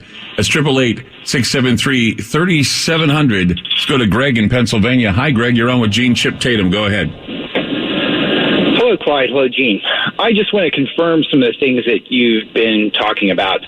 After I got out of the military in 2004, I went to work for several years for several different international flight programs. I worked as back-end crew and then middle management for air ambulance companies. I won't mention their names, but one of them actually is out in your area, Clyde. You know, aircraft are very expensive, and when they're sitting on the ground and they're not flying, they're not making money. Part of my job was to promote the company, sell contracts, and also keep track of the competition. So when I got out of the military and got into this, it was kind of like getting into a whole new world. And I used to keep track of a number of different airframes of our competition. And it goes back to Part 135 owners who own these aircraft and have to maintain them. If they're not flying patients or if they're not hauling passengers or cargo, they're not making money and they're not upkeeping their aircraft. And one of the things I found was a number of our competitions, one of the big ones, it was a DOD contractor, it came out that they were leasing your aircraft for rendition. Gene, weren't you part of the dust-off medevac teams where you were basically fronting with medical supplies instead of that you're flying in all kinds of other contraband? Right. The Bolin Act didn't allow the CIA to be involved in operations, in offensive operations in Nicaragua and Honduras. So we went in as the CIA, based as a medevac group.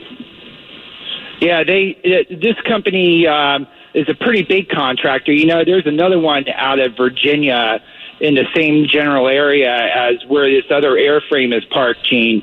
Roanoke? I know. Roanoke, Virginia? Is that what you're talking about, that area? No, they're down by Virginia Beach. It's L3 Communications. Gene probably knows who that air operation is, and I know also they were involved with rendition. The reason it happens is because these owner-operators who are Part 135 operators, Clyde, those are somebody who own the aircraft, they maintain them, they have to do the inspections on them. It's not like net jets or something like that. And it's expensive. You do a 2,000-hour inspection on an airframe or a 10,000-hour, you're talking about having an airframe out of commission for about 6 months, maybe $120,000, $160,000 to do the inspection. If that plane isn't up flying and making money, and if they get approached and they're a little dubious in their business practices, they're going to jump on a government contract to move some sort of product. And it can be done. I used to fly in military aircraft also. I mean, I've flown in support of POTUS. I see how you can get through customs very easily moving things. I mean, I saw stuff moved around on large military aircraft and know how it can get done. Chip, let me ask Chip, didn't you once fly something that was like 200 pounds of vaccine and it turned out to be more than vaccine, it was just cocaine? What happened with that? The one in Honduras or the one we took to there was one. I think the one in Honduras. That's more than one? Little Rock. Yeah, right. No, there were a lot. You know, we flew tons of the stuff. 110 quart coolers full. Really? So wow. I'll tell you how easy it is, Clyde. We went down to retrieve a patient from Panama one night on a C-17. And I was part of the medical crew because that's what I do. And so we brought the patient back, and we couldn't land at a military air base. We had to land because it was closed after dark. We had to land at a local airport, international airport. And the air crew had been in the system, which is a term for they had been flying around for weeks. And they were heading back to their home station. They collected a lot of personal contraband, and they were worried about getting through customs. So all we did was we gowned up. We had masks. We had medical waste, and we made the patient infectious. And customs came on the aircraft. They saw what was there. They walked away and signed the customs cards, and we were free and clear to move about the world. Wow. That's amazing. It's easy to do when you know the system.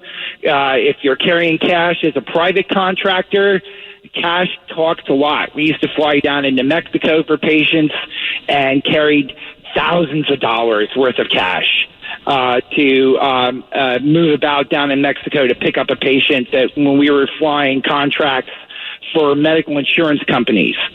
So it's done. It's not fantasy. It's not conspiracy. It's done. Well, that's why I wanted to bring this up, because everybody thinks it's one big conspiracy theory, but of course it's not. And I thank you, Greg, for giving us the information. And of course, with Gene on here, also backing up the information. You talked about the boss hogs. Something that Barry Seal called the boss hogs, a list of people that he said were in on all of this mayhem. Do you remember the names of those boss hogs? I don't. I remember some of them. It's a pretty big list. But, it included, it was an international consortium because these were being flown internationally. And anytime you go into other countries or you're flying international, you have to have those contacts in those countries to protect yourself and protect the cargo and the operation. Any American names that we know of, like Kissinger or... Yes. Oh, okay. Well, we're talking about the big guys that continue to be playing. I mean, when you talk about the deep state and you talk about the operatives within the shadow government, there are plenty of names that come up, mostly CIA. Mostly, I mean, Kissinger, of course, has got his fingers in everything. Now we've got George Soros that's got his fingers in everything. And the Bushes, of course, have always had their fingers in everything. I'd hate to think what would happen when George H.W. Bush dies. I can just imagine what unravels after he goes, because he's taken a lot of secrets with him to the grave. Yeah, and he's not that important anymore, to be honest. He's not? No. They've moved on. Because I figured the father of it all, was Bush during the Carter administration. Soros, Adelson, all those guys, the bankers have pretty well come in and taken control. I mean, that's where it is. So they control those monies now. So, we had Zbigniew Brzezinski just died, and he was also a guy that was in the background as well. He was doing the weapons for Afghanistan. Osama bin Laden, of course, was a friend of the company, and so was Saddam Hussein. And so then they became blowbacks. We got rid of them. Manuel Noriega, of course, another asset, and then became a blowback. Can we name a bunch of others that they were involved with this kind of smuggling? Yeah, there were probably about 80 that you could go through that were in some manner decided to do a regime change of some sort and take out. So right, it's like they say in the movie, it's only bad, it's only illegal if you're not the good guys, and apparently we were the good guys, so it's not illegal, right? That's right. Triple H. Like I say, you own the judges, you own the Department of Justice, you own investigative agencies. You're good to go. You can do whatever you want. You're bulletproof. Right. And that's one thing that happened to Barry. He kind of got to the point, because he worked for so many of the different agencies, he kind of felt he was bulletproof. And that's a big error. It seemed like it seemed like that in the movie too. You just seemed like that. I'm walking, and he's in one scene where he says he's offering all the police officers Cadillacs. And he says, I'll give you all Cadillacs if you just let me walk. He says, everybody else is going to let me walk. And says, what do you do, trying to bribe us? Oh, no. He says, I know I'm going to walk. All of a sudden, the district attorney comes out, and she says, you're going to walk. Bill Clinton says you can go. And I'm thinking, Governor Clinton says you can go. Isn't that interesting? Yeah, and, I'd say, how's it going, Barry? Oh, I'm still on the green side of the grass, so, Yeah, not for long, though. 888-673-3700. Let's go to Michael in Oregon. Hi, Michael. You're on Ground Zero. Hey, Clyde. Hey, love your show. First-time caller. I just wanted to say, and I'll make it brief because I know you're busy, anytime that you have a guest speaker, which in this case is a great guy, and the reference to Vietnam and Air Cav, I can assure you, when they say that, they know exactly what they're talking about. There's no question about credibility. Really? So you say that Gene is credible? I'm saying he's beyond credible. He knows exactly what he's talking about. Wow. Well, there's just some words. He knows exactly, and you should treat him like you don't even question what he says. Oh, I don't. That's why we had him on the show tonight. We figured he'd be the best guest to have on. I mean, he's the best guy. Next to Barry Seal. I mean, but Barry Seal's dead, or he's believed to be dead. I mean, hell, Gene was believed to be dead. We got him on the air, so that's a good thing, right? Yeah, cool. Anyway, great talking to you, Clay. Great talking to you, too. Well, there you have it. A guy saying, you know what you're talking about. Well, we know you know what you're talking about. That's so amazing. So we're gonna go to break. Gene Chip Tatum with us tonight on Ground Zero. Fascinating show, riveting show tonight. Getting your secrets tonight for sure. Trying to ascertain just what exactly was Stephen Paddock doing with two planes. How did he make all that money? It's unraveling. The media won't touch this, and I think if they were to dig deeper, they'd probably figure out what's going on. 888-673-3700. That's 888-673-3700. We'll be back with more Ground Zero and Gene Chip Tatum right here. Don't go away. FM News 101 KXL. This is Ground Zero with Clyde Lewis on FM News 101. Gene Chip Tatum's with us tonight on Ground Zero. We're going to go to Bruce in California. Hi, Bruce. You're on with Chip. Go ahead. Yes. Gene, do you know Robert Tosh Plumley? Not personally, no.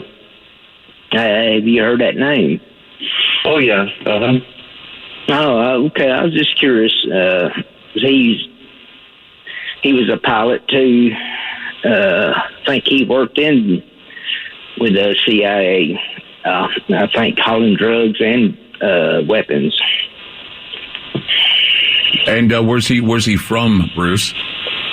I think right now he's in around Arizona. I ain't for sure, but he's in his 70s. Right. But how long have you known him? Well, I just know him. Nah, I don't know him that good. Okay. All right. Well, Bruce, thanks for calling tonight. Take care. Let's go down to Jane in Texas. But he was a pilot flying this stuff back in the day. There's no doubt. Right. Jane in Texas, you're on with Gene Chip Tatum. Go ahead. Evening, Clyde. Mr. Tatum, I really appreciate your gallows humor. You're familiar with the 3 men that just pled guilty to plotting a terrorist attack in New York? Are you not? No, I'm not. There were 3 guys that were caught. I think it was in a FBI sting or something for plotting terrorist activities, and what they were planning was concert venue shootings, bombings, and everything, all the materials that they would have required to carry out their plot were present in Paddock's room in Vegas. Is it possible that this man, Paddock, did not meticulously plan any shooting? He just planned for him a routine gun sale that was hijacked by the buyers in order to carry out the shooting at a music venue. That's interesting. Hold on, Jane. That's a good question, Gene. When you were doing what you were doing, there was always a risk of something going bad. How many pilots do you know of that had, something go wrong where they ended up dying? Let me tell you something. There wasn't one mission that we took on that something didn't go right, and you always planned for that. And there were a lot of those where, it got to the point that I couldn't even get a co-pilot to fly with me. They kept dying on me. Wow. Because I just say that every time you're going into, I remember the first time I saw my first automatic weapon in my face was in Lima, Peru. And a lot of things I saw when I was watching that movie reminded me of that time in Lima when I was awakened in my plane. I was flying in an Aerolíneas Argentinas plane, and they thought there were terrorists on board, and they came on, the guerrillas came on the plane, and it was terrifying. It was just like some of the scenes where the guy was coming and said, "Shoot the gringo! Shoot the gringo!" I'm going, no. That's where you learn Spanish real fast. Huh? Yeah, well, I spoke Spanish, but I didn't know what the hell they were yelling at me. Thank God there was a little yellow paper that was attached to the consulate that got us off the plane. So at least then we could trust the consulate. Chip, thank you so much for being on the program tonight. It was such an enlightening and very riveting program with you on it, and you're amazing. Thank you so much. You're welcome. Thanks for having me, Clyde. I hope you had a great time, and good luck to you in all you do, and much love to your family, and take care of yourself. Okay, thank you. Good night, all. Good night. All right, we're going to explore some more information that I have found online right now. I actually asked people to go to my Facebook page and look up a business that I just discovered that I'm trying to ascertain just what this business is. You go to facebook.com, my Facebook page, and you look. I put a link, and you can see who the proprietor of this business is. And it's interesting because the media hasn't even found it, or are they not even talking about this? It'd be interesting to see just what this is, if it's real or not. If it's not real, then I'm on a wild goose chase. But I have been pretty damn close to uncovering a lot of stuff, and I'd like to get your help tonight. So it's your way to investigate as well. 888-673-3700. That's 888-673-3700. I'm Clyde Lewis. You're listening to Ground Zero, and we'll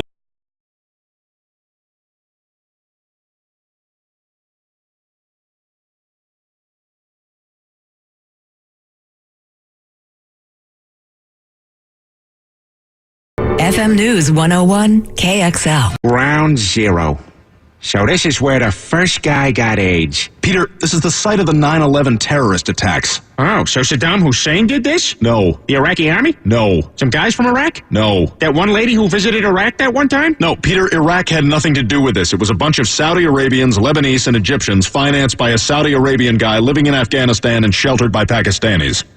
So you're saying we need to invade Iran?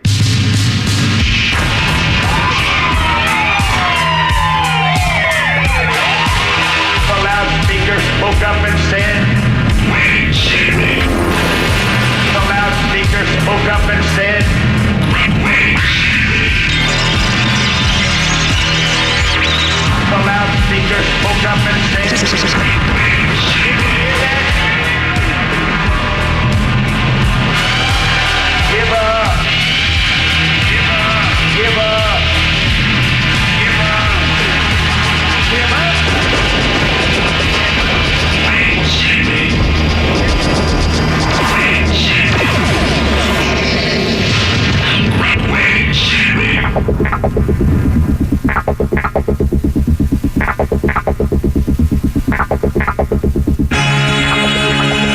I'm Clyde Lewis, and this is Ground Zero. The numbers to call tonight, 888-673-3700. That's 888-673-3700.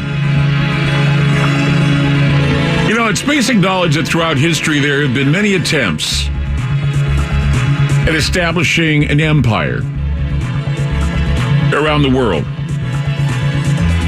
Now, this establishment of empire has to find a way to annex entire countries and take their sovereignty, usually by force, authorized treaties, agreements that are usually empty. They're enforced by world police forces that are ordered to act under the guise of some forced international law. There's also the idea that many wars are started by countries in order to create proxy wars in order to aggravate some major player that's on the battlefield. And this is what we were getting with the Sandinista-Contra war. During the Cold War, we have Russian proxies going against American proxies. And this is something that has been done for a long time to maintain an agenda of war and constant fighting. So that eventually we are going to be seeing that major players will do whatever necessary to prevent any incursion, insurrection, or rebellion backed by a private military force that wishes to thwart the desires of the oligarchy. And as I said earlier, you know, when you're dealing with this film about Barry Seal, I said, look, if the empire wants it, the empire gets it. And once the global empire has swallowed up various countries and has created a national collective stronghold, they'll execute this rule of law. It will be effective in controlling all the populace. And of course, they carry out a lot of these laws swiftly and effectively. And since there will be no mainstream media outlet willing to keep the empire honest, the takeover will be subtle, but it'll be efficient, and it's happening now. It's happening now. And, you know, what was once a conspiracy theory is becoming reality right now. What once got me dirty looks and jeers are now getting me questions on what needs to be done in order to fight back, and I'm afraid that we may be too late. They can parade all of their criminal activity in a film, and we look at it as history. It's adventurous. I got to admit, having Chip Tatum on the program was kind of a thrill because it was like having a Han Solo on the program. A flyer who smuggles things in and smuggles things out. That's exactly what Barry Seal was. He was kind of like a Han Solo, arrogant and basically defying governments. It eventually got him killed. And of course, we speculate who killed him, whether it be the Contras or maybe the Bushes. We don't know. But the line, of course, in the discussion has always been put into the realms of conspiracy history because the mainstream either neglects or decides that the people don't have a right to know. And this is the case with the situation in Las Vegas. What irritates me the most about the Vegas thing is that little by little, if you're noticing, the timeline for what happened is being altered. Same thing happened with Sandy Hook. Same thing happened with the bombing in Boston. Because when they have a hold of the narrative, when they try to reconstruct the narrative, sometimes I think they leave gaping holes that people like me and others can uncover. I find it difficult sometimes when I have to defend my research because it does not gel or jive with the mainstream. And I'm saying, the mainstream doesn't care. I mean, just a week. It's only been a week now. Okay. After Stephen Paddock allegedly killed 58 people, 500 plus wounded. I mean, somebody did the killing. And right now, all they have is Stephen Paddock. Paddock could have been involved. Paddock could have been a patsy. Paddock, I mean, just going down the list of all the things that could be happening. But the media will not entertain any of it because it's left to people like me who are thrown into the mix of conspiracy theorists to try and ascertain what is conspiracy theory apart from the reality. I think I've made clear what I think is conspiracy theory. Now, conspiracy theory has been entertained, but I think that we're finding and unraveling now that with the change that is happening, the gradual changes that are happening, other news items right now, including Russian collusion, the tweeting scandals, the taking a knee at the football games, all that is back now. And it only took a week. One of the most horrifying things to happen to this country since 9/11 happened last Sunday. And what's interesting is that, 9/11, of course, when it happened, we saw the towers come down. People averaged about 18 hours watching the towers coming down, evaluating, looking, talking, listening to the government, getting their narrative. And then when anybody came along and said, well, wait a minute, I don't know if this narrative makes sense. Oh, you're just conspiracy theorists. Stop it. The people died there. It really happened. I don't think anybody doubts that 9/11 happened. I don't think anybody doubts that this was a horrible event. But then came along the people and said it was hoaxed, it was fake. Yet they didn't provide a motive. What would be the motive to fake something like this? Because they want to take over our rights, they want to take over our guns. No, that's not the only reason why they would fake something like that. Because if they're faking all these things to get our guns taken away, they're failing miserable at faking them to get our guns taken away because they're not taking away our guns. In fact, we are getting more guns. And it's because people are afraid they're going to have their guns taken away. Good for business. But what's not good for business is the shifts in the timelines, the shifts in the reports, the fragmenting of the reports because the people demand to know and they're getting little table scraps being thrown at them like dogs. It's like the dog that waits under your chair at Thanksgiving hoping you'll throw him an olive or something. That's what we're getting. We're getting olives. We're getting little pieces of marshmallow from the yams. That's all we're getting right now. There's been for those of you that don't know, there's been a dramatic shift to the original shooting narrative from Las Vegas over a week after Stephen Paddock allegedly killed those 58 people. Joe Lombardo, who's the sheriff in Clark County, Las Vegas sheriff, Joe Lombardo, changed the timeline of the shooting, called the deadliest shooting in modern U.S. history. Now, the gunman allegedly opened fire on a security guard 6 minutes before he fired at the people to create the biggest massacre in history, or in modern history. Officials had previously claimed that Stephen Paddock shot Mandalay Bay security guard Jesus Campos only after Paddock had started shooting at the Route 91 Harvest Country Music Festival from his 32nd floor hotel suite on October 1st.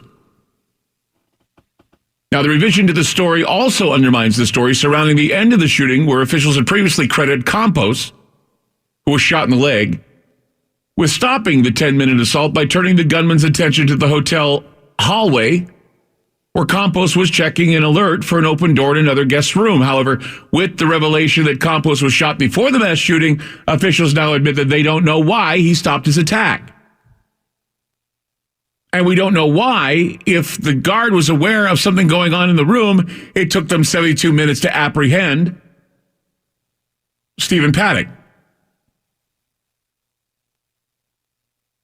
And we have another fragmented change of the timeline of the attacks, timeline of the events, and yet the mainstream narrative has given nothing of substance with regard to the killer or the alleged killer, his associates, his motives, and his ties to defense contractors, front companies, and defense contractors themselves, being accounted for a defense contractor, and then a plane that's sitting in Roanoke, Virginia, that is owned by a company called Volant, which is a defense contracting flag company. Very same private companies that Barry Seal and Gene Chip Tatum flew for. Similar companies. We've had other callers to this program that have been involved with similar activities. This is not a conspiracy theory, okay? This has been going on, and they're parading it right in front of your face. You heard from Gene Chip Tatum in the last 2 hours of the show. He says that deals for drugs, deals for guns, they were carried out openly in bars.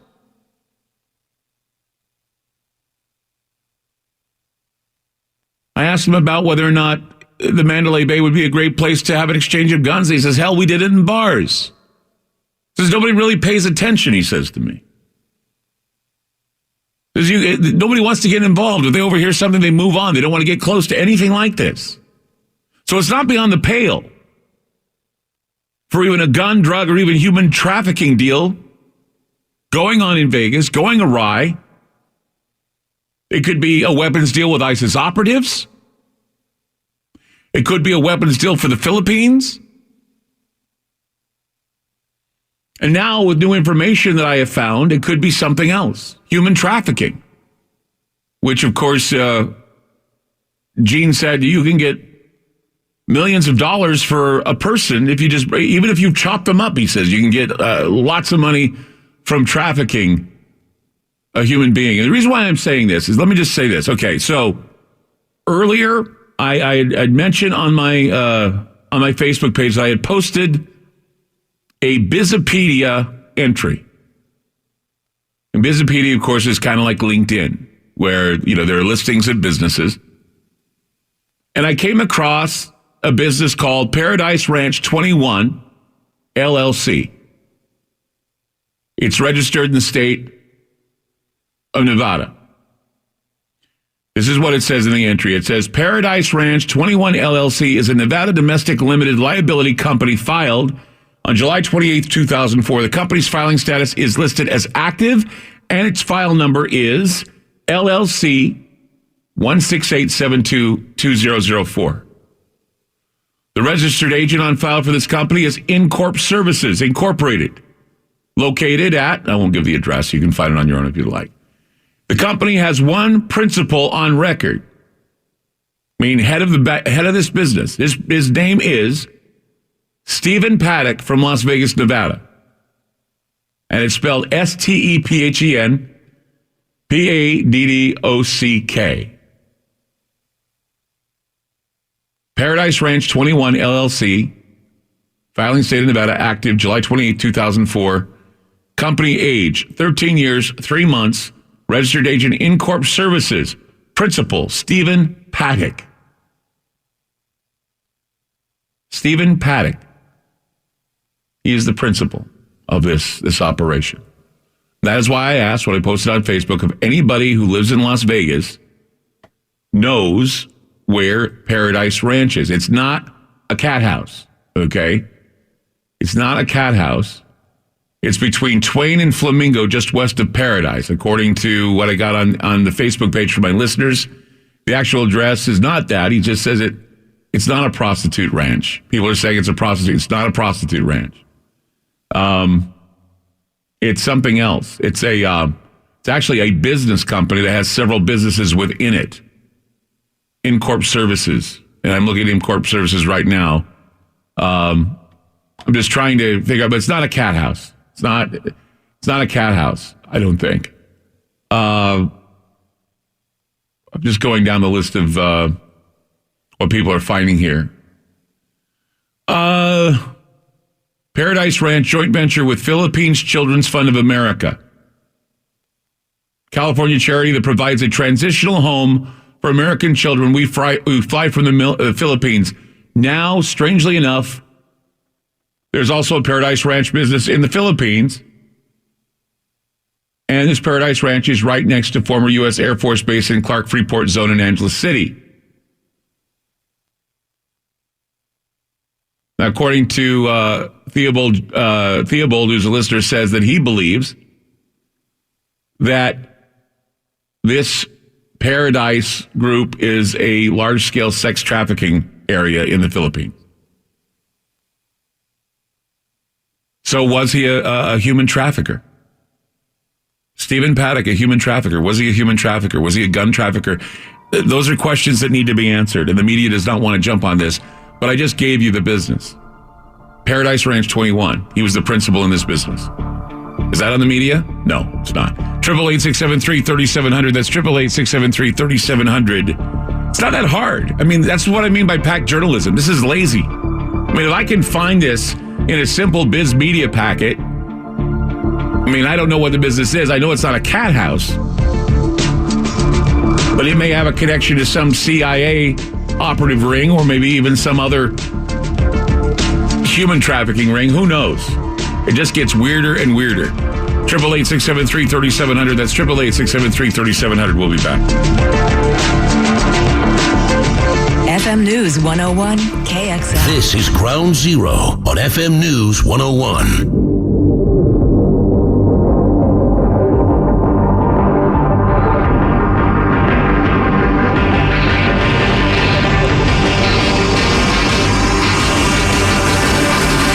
For those of you that have been fans of my show for a long time,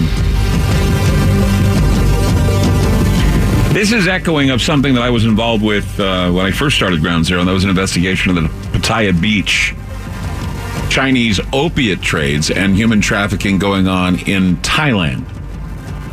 Pattaya Beach and other places, there were brothels that were actually peddling young boys and young girls for German businessmen. And I was investigating this for some time. It got really ugly and really dark.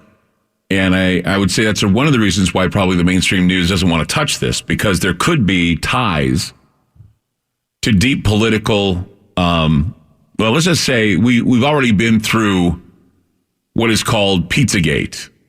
And while Pizzagate was, the Pizzagate idea itself was a little misguided and full of disinformation, the idea of stuff going on behind the scenes in political groups is not an exaggeration, nor is it a lie. And if we're dealing with that sort of thing, that's why it gets dark. That's why the media doesn't touch it. And this is why the media, I don't know. If the media did touch it, they'd uncover a lot of things. I think they'd be opening up a can of worms, a big, ugly can of worms, if we're talking about smuggling human beings from the United States to the Philippines, or from the Philippines to the United States to make a lot of money. And this would be even more sick and wrong. Just more things to pile upon Stephen Paddock if he also was involved with the shooting, which he was. But was he the shooter? That's another story. We don't know.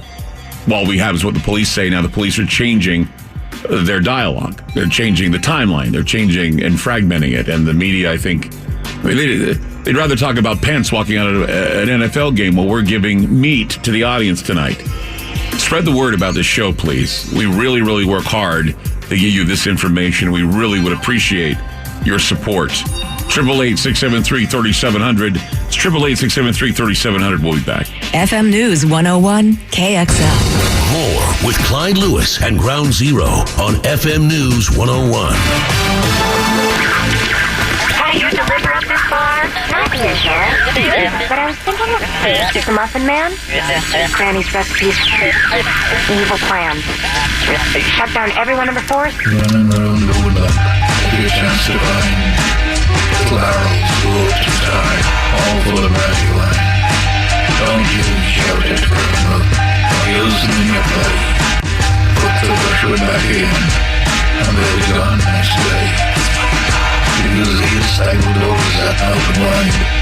Because they get tired of all this lying down inside. If you modernize the code, cut the road to door.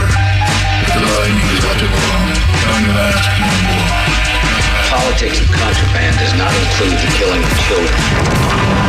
Enough of this voting war on drugs! Enough government profiteering under the guise of morality! Enough with this voting war on drugs! Our need to care to usher in the new millennium. Our need to care to build the Central Intelligence Agency to send citizens wars. What we do has nothing to do with preserving a country's integrity. It's just business. And third world countries see their destiny as defeating wars and famine. The more mentality we can produce, the greater our wealth. We train and we are. That's our job. And in return, we get a product far more value than money for a gun. We're paid with the product, and we try to top dollar for the product. 5 and 20 ponies, crossing through the dark. Brandy for the possum, baggy for the clock. Them that asks no questions, isn't told the lie. Watch the wall, I don't watch, while the gentlemen go by. One gun and 3,000 rounds of ammo is $1,200. Kilo of product is about $1,000. But I was thinking of is the Muffin Man? Evil plan. Enough with this voting war on drugs! It's equivalent to the American's Kmart special, buy 4, get 1 free. I'm Clyde Lewis. You're listening to Ground Zero. The numbers to call tonight, 888-673-3700. That's 888-673-3700. There's nothing more aggravating than hearing that when you have someone very important on the show and he's telling some very important stories, and these stories, of course, I mean, they're in the films now. They show them in the movies. For some reason, my show gets shut down in certain parts of the country. It happened again tonight. I don't know. I don't want to go into detail. But what I do know is it's just difficult. It's hard. It really is hard. You work hard to bring information that the media is not. See, that's the thing, is that am I supposed to get information from the mainstream? I'm not going to get any information from the mainstream because they're not going to give me any information. I have to find the information on my own because I work. I'm a journalist. I do what I do. And yet, what's the thanks I get? I get shut down in certain markets. I get shut down on the internet because they think that what I'm saying is wrong or it's fake news or something. It's not fake news, guys. I don't know what to do. You know, this makes me just want to just stop everything and say, okay, you know what we're talking about Bigfoot again. Okay. I know I could make a Bigfoot show just like that right off the bat. I could make a show about what's going on with the fires and connect it to meteors because I can, and I could, and I wanted to, right? Just like that. I'll give them, I mean, look, if they want me to be a puppet, I can do that. But you know what I give? I give you guys information, good information. I give you solid information that you can explore on your own.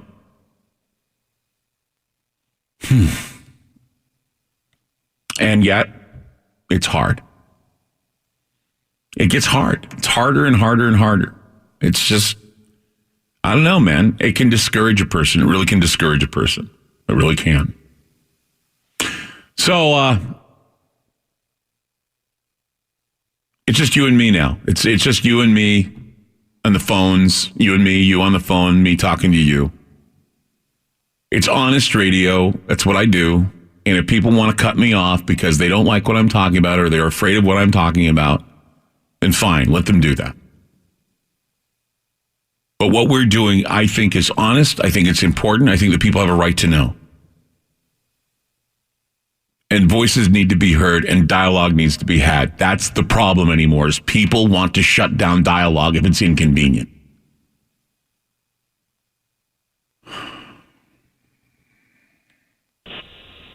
All right, Gino, bring it. What do you got? Hey, Clyde, I got to tell you, I told you the other night, when you're in the middle of the storm, don't get caught up in the winds. And right now, you're in the eye of the hurricane, and that's why this is happening. That's why.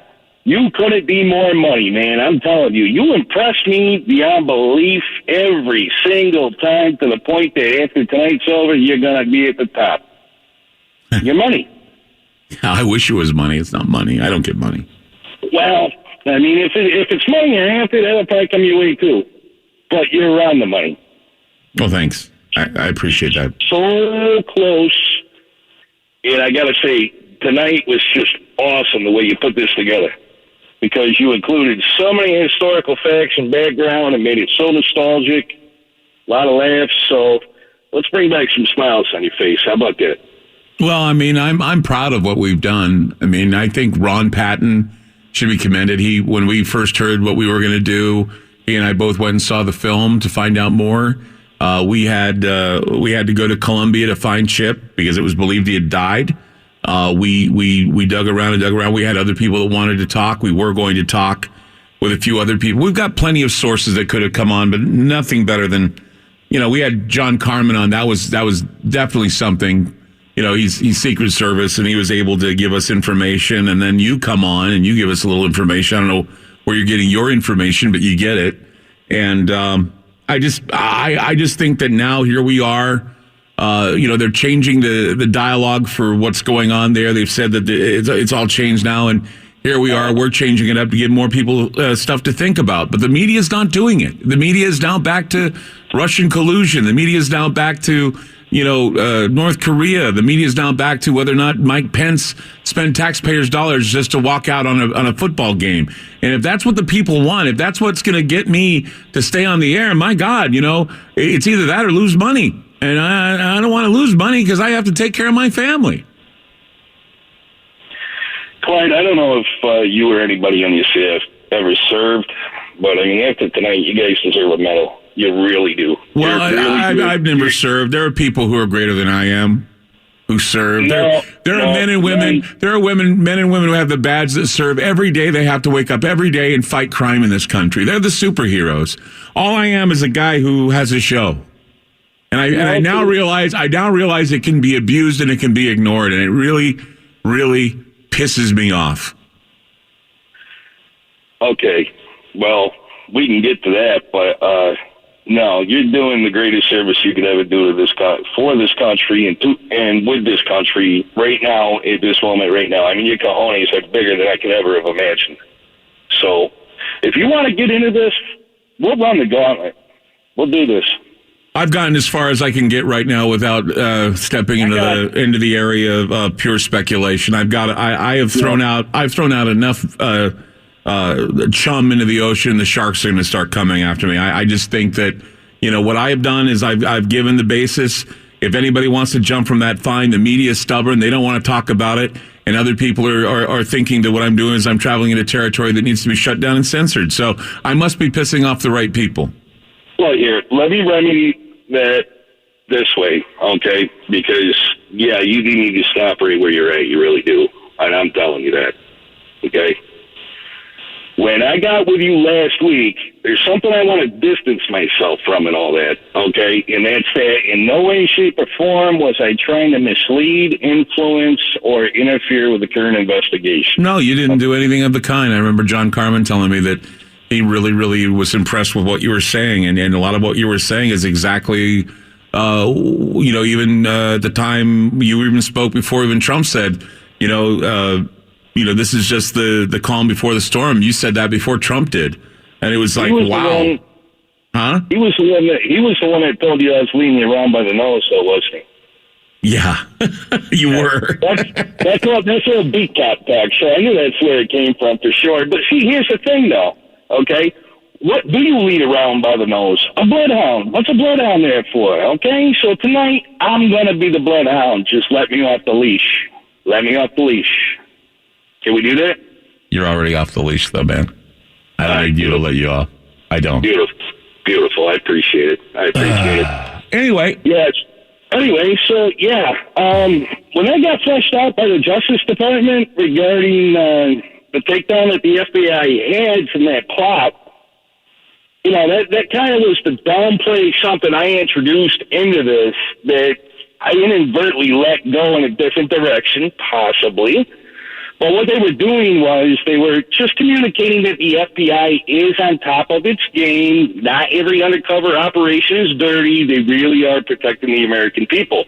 And if you read up on that case and realized what kind of screwballs they picked up in that, then you would understand the fine job they do, for the simple fact that even as dumb as these guys were, they still got them. And even the ones that you don't suspect of being dangerous can still be extremely dangerous. So I want to commend the FBI on that, and I want to commend the Justice Department, the fine attorneys that serve, for the transparency in that. It's very greatly appreciated by the American public, and I know that was put out there to calm the masses, so nobody took anything I had put out there and ran with it too far, thinking that possibly, we're going to have an ISIS attack around the corner, because we need to knock that one out the box. That's going to take me into the next thing, okay? You nailed it on Friday when you were talking about everybody trying to assign their personal values to this, and their politics, their angle, their aim. Because what have we heard? Your liner with Family Guy, I mean, don't ever lose that liner, because what have we heard since this happened? And we're going to get raw dog with it tonight, believe me. What have we heard with this? We've heard ISIS. We've heard Antifa. We've heard George Soros. Who else have we heard? Anybody filming Black Lives Matter? Barack Obama. I mean, why not the freaking Martians? Everybody. Everything in the kitchen sink. But you're missing the point. When you have that many things being thrown up against the wall, it's not to make something stick. It's just to keep you throwing them. Well, that way you'll never see. But it fragments the story to the point where the American people, they get tired of it and they just stay with the first narrative. They stay with the first narrative. They won't. I mean, it's obvious that they're staying with the first narrative because now they've said that the timeline has changed. That Jesus Campos, he was shot before. What else is going to change? And you know what? What else is going to change while we're all wondering about the tweets of President Trump, whether or not the taxpayers paid for Pence to walk out of a Colts game? I guess he was a Colts game, and whether or not Russians are still colluding by taking out ads on Google. Why does this matter now? We've had, like I said, this is like a battle somewhere in the Middle East where people all died. I mean, like a battle, like Fallujah, for example. And yet we're treating this with such disregard, and now we're treating it with such ignorance.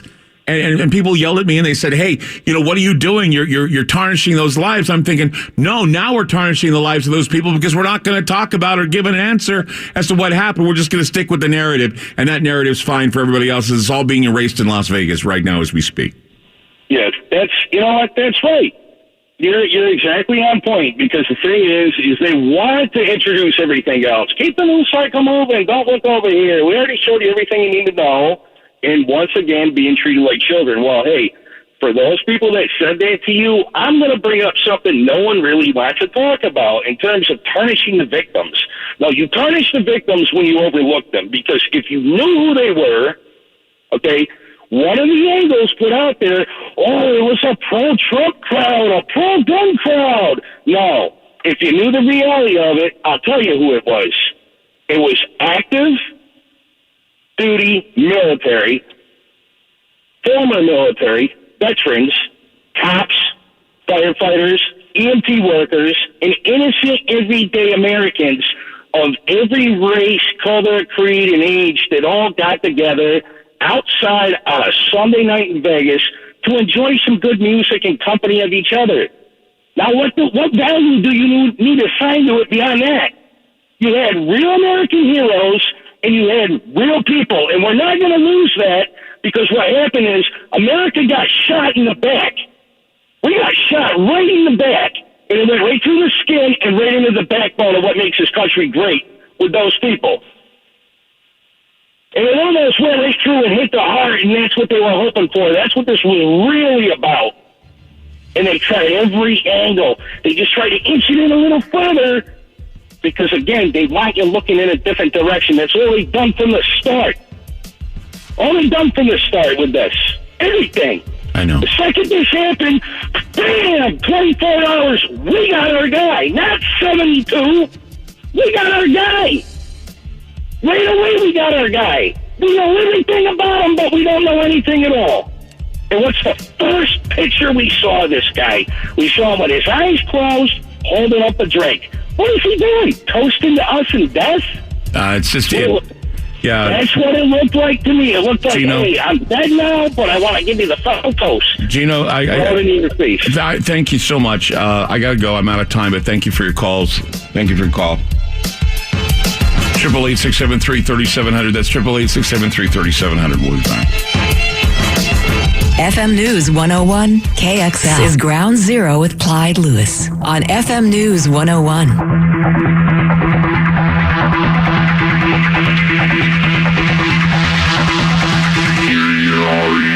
Just want to remind everybody that we have 11 days until the International Symposium of Quantum Consciousness and Healing in Las Vegas. I'll be a keynote speaker there. It's happening October 20th through the 22nd. I'll be presenting, moderating. There'll be a panel there. We'll be talking about time travel and quantum physics in my panel. It'll be great. This will be a remarkable, enlightening event. It's going to be the Alexis Park All-Suite Resort in Vegas, 375 East Harmon Avenue. 375 East Harmon Avenue. As I said, there'll be keynote speakers, lecturers, workshops, panels, exhibits, film. There'll be a dinner banquet for Jordan Maxwell. If you've never met Jordan Maxwell, here's your chance. If you never met me, here's your chance. If you don't live in Portland, then you don't see me around. But if you go to Vegas, I will be there. The Alexis Park All-Suite Resort, 375 East Harmon Avenue. Once again, for the International Symposium of Quantum Consciousness and Healing. More of your phone calls at 888-673-3700. That's 888-673-3700. I'm Clyde Lewis. You're listening to Ground Zero, and we'll be back.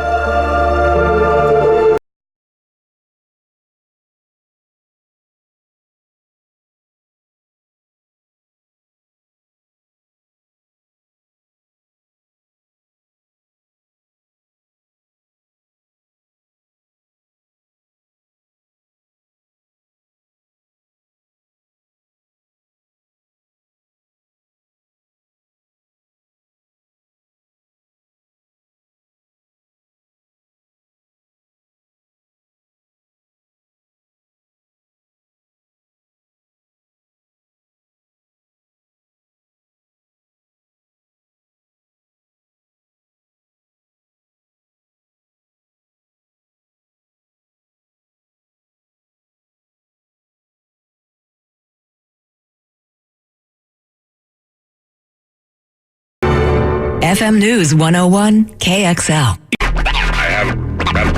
have a request tonight. Arm the studio. When you hear this, that is the introduction.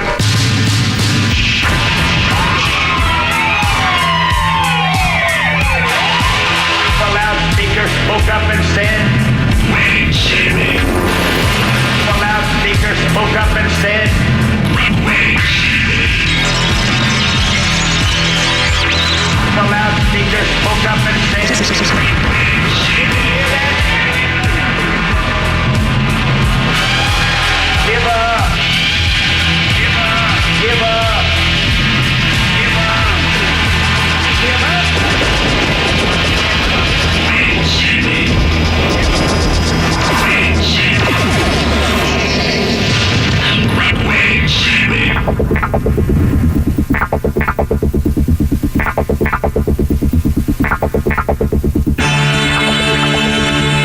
I'm Clyde Lewis, and this is Ground Zero.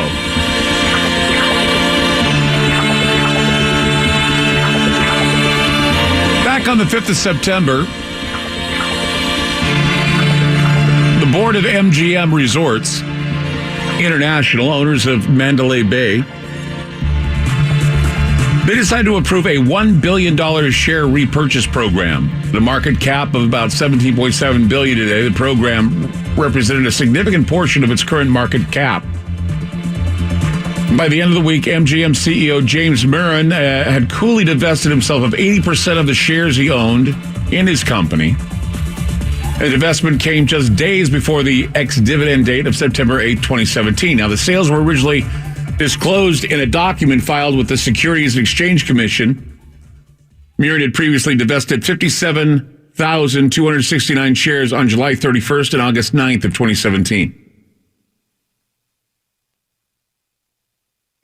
It's currently unclear why Murren chose to sell his stock when he did.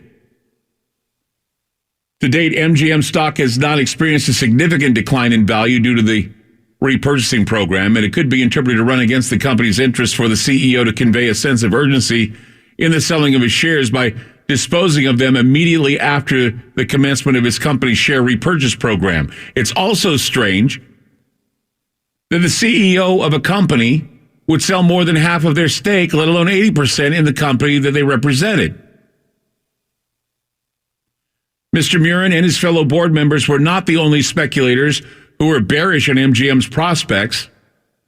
Billionaire investor George Soros also bought $42 million worth of puts on the company, according to the SEC filings from mid-August. That point being made, it needs to be asked why any profit-oriented CEO of any company would sell 80% of his personal stake in his own corporation, especially after he thought it was the business best interest to initiate a massive share repurchase program, which one would theoretically assume would be there to reduce the number of shares in the company and increase the price of each share. Now, why would the individual with the most information about the company sell 80% of his shares immediately after the commencement of a program that most would consider positive for the stock? Should he want to hold on to the shares? Is there something he knew that others didn't? I mean, so much movement in such a little time, in a week. September 5th, 2017, 18 analysts were bullish on MGM. Had a hold rating and sell rating. Now, taking the events of September and October into consideration, what's happened to MGM's stock? What's their picture? What's going on? And why did we pull out? Why did the CEO pull out before the shootings at Mandalay Bay? From Mandalay Bay. Somebody knows something. Somebody knew something. Something is fishy in Las Vegas. And there's something that doesn't want to get out that we're trying to release.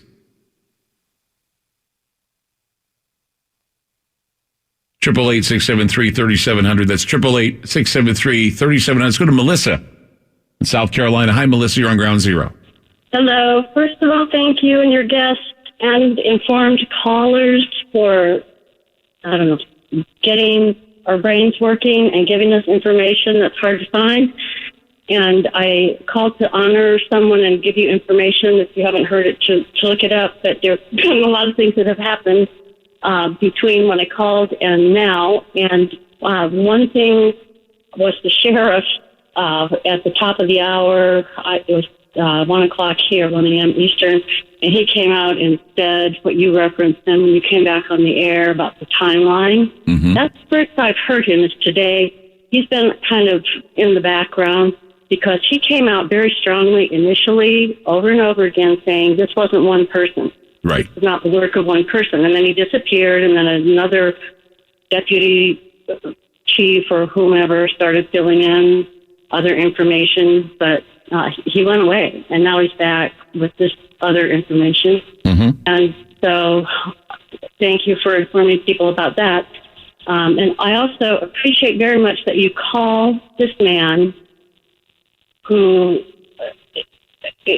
was in that room, the alleged shooter or murderer, because nobody knows. I don't know. Nobody knows. Yeah. And there are so many parallels to other things, some of which you referenced, and one that goes back further than that, where people who may be serving our country in a tier that is secret think they're serving and believe that they're there to help and protect, and I think they get used sometimes. Mm-hmm.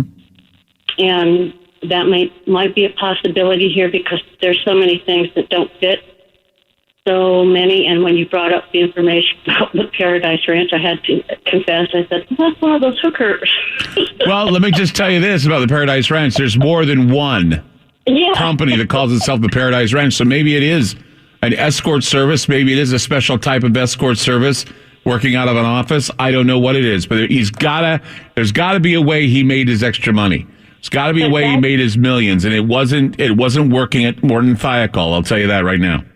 Okay, and I will say I see that as maybe a red herring that's maybe been put in the information bank and given that name. You know, who would pick that name when that other Paradise Ranch has been around forever? Well, there's the Mustang Ranch. There's the Chicken Ranch. I've never heard of the Paradise Ranch being a hooker hotel.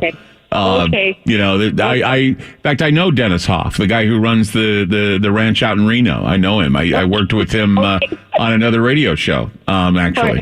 Yeah. I confess I don't, but when I heard that name, I just thought, and it was like a red flag for me. Well, and not only that, but you can't have a brothel in Clark County. I mean, prostitution's legal in Vegas, but it's not legal to have it in the city limits. It's not legal to have prostitution on the Strip. It's against the law. Okay. And I am a former, or always forever, but currently on hold guardian at Lytton. And so I learned a lot about the horrible things that happen to children, and the child trafficking wasn't even on the big radar screen like it is now. It is such a huge issue. Mm-hmm. And so that, again, I don't know that this man was involved in that, but what if they're trying to make it look like he was?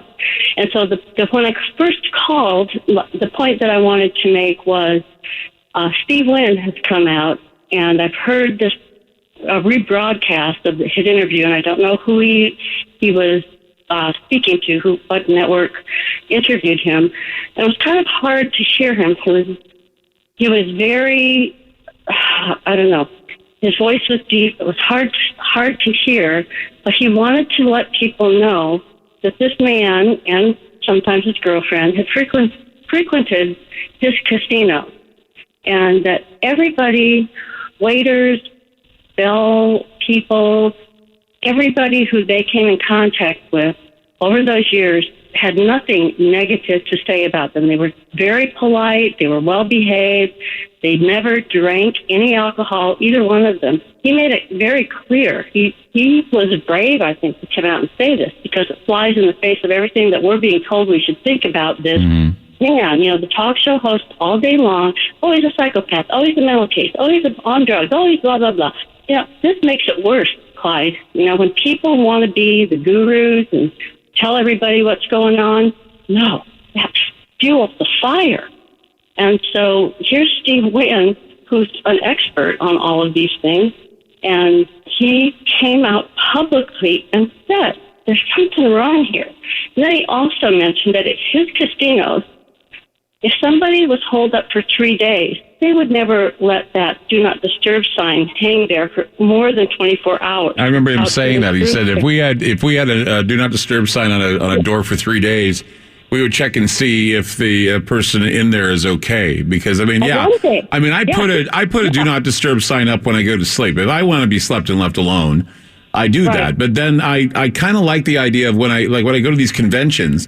I like the idea of when I leave to go to the convention, I like my room to be clean and made up, and I tip really well. If my room's clean and made up, I throw a 20 or a 50 down there, thanking them for, keeping my room clean. There's nothing better than coming back from a convention and having a bed that's made, nice clean towels. I mean, that's just something that you treat yourself to. I mean, when you're at home, I don't know if you treat yourself that well, but if you're having somebody coming in to clean your room, you don't want them to come in while you're sleeping, or you don't want to be in there if you're doing any business in there, if you know what I mean. But you want them in there when you leave, so you can have a clean room. And so, 3 days, I'd say, let's see why we have a 3-day.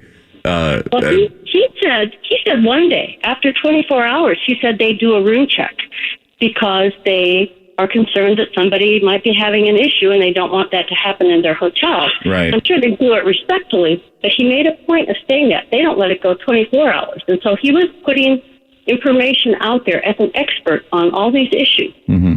And I felt like he was putting himself kind of out there to do that. Well, I think you're right about that. And I think also, though, there are so many things that don't add up. Timelines that will change, stories that will fragment, bits and pieces we're all going to get that we're never going to find out the truth about what happened. This is one of the worst things that happened to this country, since 9/11, I would say, because this is where a lot of people had died and a lot of people were injured. And it was all done by, a group of people or one person, depending on what you believe, that were shooting a group of people that were innocently gathering to have themselves some fun at a country music festival. And there was I don't want to interrupt, but there was a young woman that I heard the next day on a daytime talk show, and she'd already been interviewed by mainstream TV networks, and saying that the person that was behind her, I think she was behind her, got shot right through the middle of her abdomen. She said it couldn't have come at an angle. She said there was somebody shooting on the ground. And the talk show host said, you don't want to talk about this anymore. Just stop. Don't do it. What I don't understand, too, is all these people saying, I hate conspiracy theory. I don't even... I've heard talk show hosts say that, too, and I'm thinking to myself, this isn't conspiracy theory when you're asking questions that are blatantly obvious. I mean, but is it now the idea that if the mainstream media reports something and you question it and you have reason to show that your questions are valid, then you're a conspiracy theorist and you're supposed to be hated for questioning the mainstream narrative? I just shake my head and say, no, you're not a conspiracy theorist. You're a person who is thinking. That's not conspiracy theory. That's thinking and trying to understand and trying to figure out in peace in their lives what is going on. The media hasn't gotten right, and neither is law enforcement. We're learning that now. Melissa, I thank you for your call. We're learning now that even law enforcement doesn't know. They just changed the timeline today. So the media doesn't know. Law enforcement doesn't know. We haven't received anything from them. I have presented a Secret Service agent, an unknown informant, and a guy who used to run guns and flew planes for the CIA, who was a CIA operative, who said that there are private pilots that make their money on the side doing this kind of thing. We then have revealed to you a business that was run by Stephen Paddock that hasn't been announced in the news called Paradise Ranch 21. It's in Vegas. No one is bringing that up and what it might mean and whether or not he was involved with human trafficking, bringing kids from the United States to the Philippines or vice versa. We've already shown you and demonstrated you all these things you can find them if you look hard enough. We've given you the information. We don't have anything that we can say he was or he wasn't, but my gosh, you got all of this paper trail and lining to go to, and no one's bothering to do it. This is PAC journalism, and this is lazy. I don't understand why people aren't waking up. 888-673-3700. That's 888-673-3700. We'll be back. FM News 101 KXL. More with Clyde Lewis and Ground Zero on FM News 101.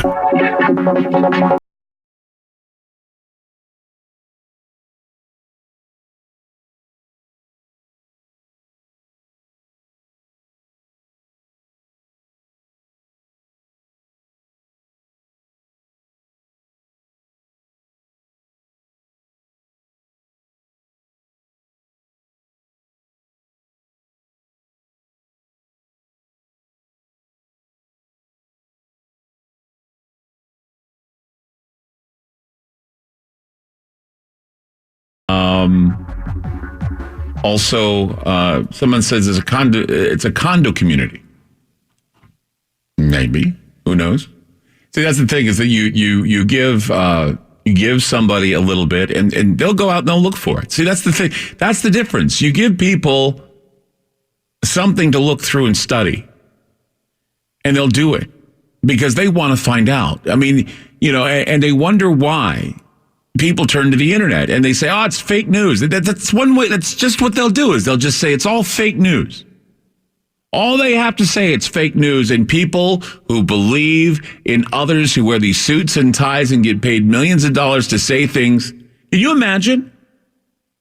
See, that's the whole point, right? You get paid millions of dollars to keep a secret. You don't pay newscasters on a network that much money unless they have secrets that they can't tell. Because paying that kind of money keeps you from saying things that you wouldn't normally say if you weren't getting paid that kind of money. Because you want to keep those millions coming in, so you're not going to say anything that's going to aggravate or tick off any of the defense contractors that are putting money in your network. That's why you're not going to get any information about defense contractors. With all the sex scandals going on right now with Harvey Weinstein and all these other people, you're not going to get anybody talking about human trafficking. Because if they all do the tracing, it's like 6 degrees to Kevin Bacon. Everybody's like a couple degrees away from knowing somebody who knew somebody who knows somebody who knows the person. And no one wants to be associated with Stephen Paddock.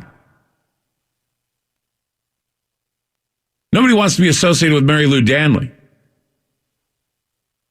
And all we have is he treated her badly, he treated her good, they were very polite, all these other different stories we have that settles it.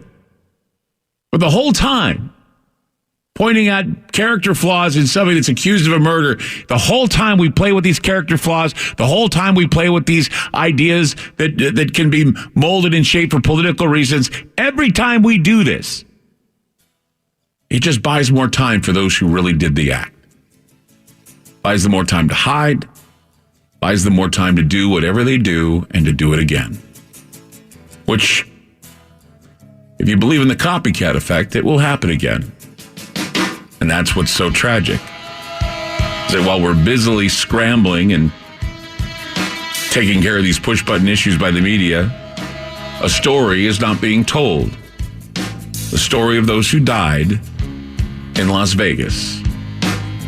888-673-3700. That's 888-673-3700. We'll be back.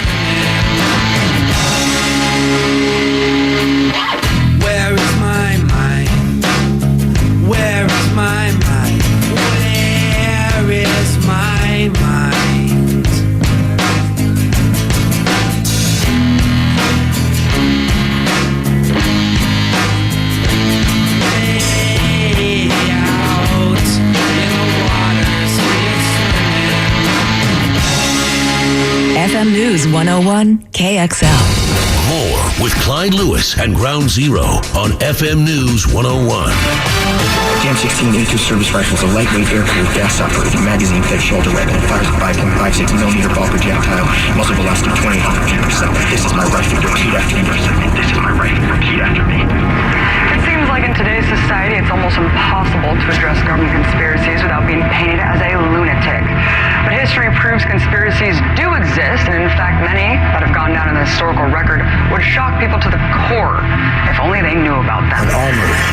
So many guns, so many magazines, stacks and stacks. As the investigation unfolds, many are wondering why the shooter chose to attack from the 32nd floor of a popular hotel. Well, security expert Tim Dimoff told me he believes strongly that the shooting spree in Las Vegas was in the planning stages for a long time by someone with extensive training or knowledge of weapons. Do you think this was all accomplished on his own face value? You got to make the assumption that he had to have some help at some point. This was the aircraft known as the Paddock, a C-123 military cargo plane. One of the biggest scandals to rock American politics. It's known as the Iran-Contra scandal, but strangely, it seems most Americans forgot it ever happened. Between 1985 and 1986, the U.S. sold weapons to the Iranian government despite existing embargoes, specifically for reasons from doing so. So what happened next was a secret operation aimed at swapping American hostages for these weapons, and then diverting those funds from armed group of anti-communist rebels in Nicaragua. Talking about the Iran-Contra scandal, this scandal resulted in the single largest short-term drop in approval ratings for any U.S. president in American history. Without my rifle, I am nothing. Say it, idiot. This is my rifle. There are many like it.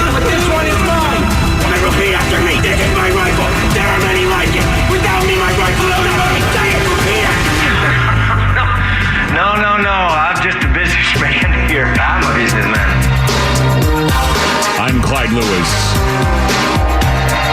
You're listening to Ground Zero. The numbers to call tonight, 888-673-3700. It's 888-673-3700 tonight. Kind of capping a bit of where the media isn't, and that is the situation in Las Vegas. We've talked about this now for about 3 shows. We also talked about the CIA drug running, and we talked about the gun running. Talked about Barry Seal, the new film that's out called American Made. We had Chip Tatum on the program, who was actually one of the pilots of the Iran-Contra gun smuggling and drug smuggling. We talked about the possibility of the planes were owned by Stephen Paddock. What were they being used for? They're now being owned, or they're being handled now by a front company that does this type of trafficking, whether it be drugs or whether it be guns, or whether it be other things that are very important. They're not necessarily drugs and guns, but they're, of course, a front company for the government. We know that Stephen Paddock worked for the government. He worked for Thiokol. He worked for Lockheed Martin. He worked for Raytheon. He was an accountant. According to Chip Tatum, he wasn't making millions of dollars being an accountant for these companies, so he was doing something with his planes. What was he doing? Well, now we found a business, Paradise Ranch 21 in Las Vegas, Nevada, city limits. Some people say that it's a trafficking company of prostitutes or whatever. I don't know. I haven't been there. I could go to Vegas and find the place. When I go to Vegas, I'll be there, so I may go and find the place to see if I can find anything out about what this place is. But it just goes to show you there's more to the shooting than meets the eye. More to the shooting than meets the eye. Let's go to Ethan in Oregon. Hi, Ethan. You're on Ground Zero. Hi, Clyde. Thanks for taking my call. Yeah. I honestly don't think Stephen Paddock even fired a shot. You don't? No, he did work probably for the FBI as a gun runner. So basically, the FBI's narrative or business model is they seek out these deranged or mentally ill people to set them up as terrorists. They sell them the weapons, and then before they can actually use them, they go in and bust them. About a few weeks ago, there was a break-in in Israel where some weapons were missing, ended up on a plane, ended up in guess where? Where? The state of Nevada. I didn't know that. Yes. So, Stephen Paddock, with all those rounds, this was a gun trade deal that the FBI was supposed to bust ISIS with that went wrong. The problem with these operations with the FBI, if anything goes wrong, people get hurt. Innocent lives get hurt. Yeah. It's almost a Fast and Furious Part 2, except this is on a larger scale. So I've been hearing a lot of people think that it's a Fast and Furious gig gone wrong, but, you know, I've heard ISIS. I would lean to ISIS, but now I've heard maybe the Philippines were involved, you know, weapons for the revolution. Who knows? Right. And funny thing you mentioned about the CEO of MGM, I just read it also myself yesterday. Same information, class. Like, why would this guy sell 80% of his stake in MGM a few weeks before this happens? I don't know. Unless he they got to connect the dots. Yeah. Well, Dubai owns half of MGM properties, which are responsible for terrorists. So where did you say? Who did you say is responsible for terrorists? Dubai, who owns half of MGM. Well, I didn't know that Dubai had terrorists. No, Dubai owns half of MGM company. Oh, I didn't know that. Oh, yeah. I didn't Absolutely. know that. So I knew that Stephen Paddock went to the United Arab Emirates. But that's mostly American, though. It's kind of an American-influenced area more than anything else. United Arab Emirates is basically a playground for American businessmen. Right, and I understand. I don't even listen to mainstream media anymore. Maybe 1% of my day, or even out of the month, because the narrative is false 99% of the time. So, yeah, I don't know if it's false, but it's certainly just pablum. It's just pablum for anybody who wants to sit and listen to the same people repeat the same things, and all these faces that talk about this stuff. I'm supposed to be impressed with them, like I'm supposed to know who they are, and then I'm supposed to give them credibility, and yet people just believe them. I mean, they could be anybody. They could pull some guy off the street and put him in makeup and a costume and say that he's a smart guy reporter. In reality, he could just be, some Joe Schmack off the street. I don't know why people just fall for these people and think that they're the ones that are going to give you the information you're looking for. Let's go to Dan in Washington. Hi, Dan. You're on Ground Zero. Hi, Clyde. How you doing? Doing good, man. Hey, great show tonight. Thank you very much for your service. Thank you. Thank you for whatever you do. What do you do? Well, what I do now is I sell countertops and floor covering. But what I did when I was a young man was I was in the 1st Infantry Division, and I was an M60 machine gunner. Wow. And I can tell you, at my best, when I was 20 years old, with an M60 machine gun, which is a 308, basically a 308 round coming out of an M60 machine gun, in a crowd, even a soft crowd like this crowd, I would have played hell, pardon my offensive language, to do the damage that happened here. Okay?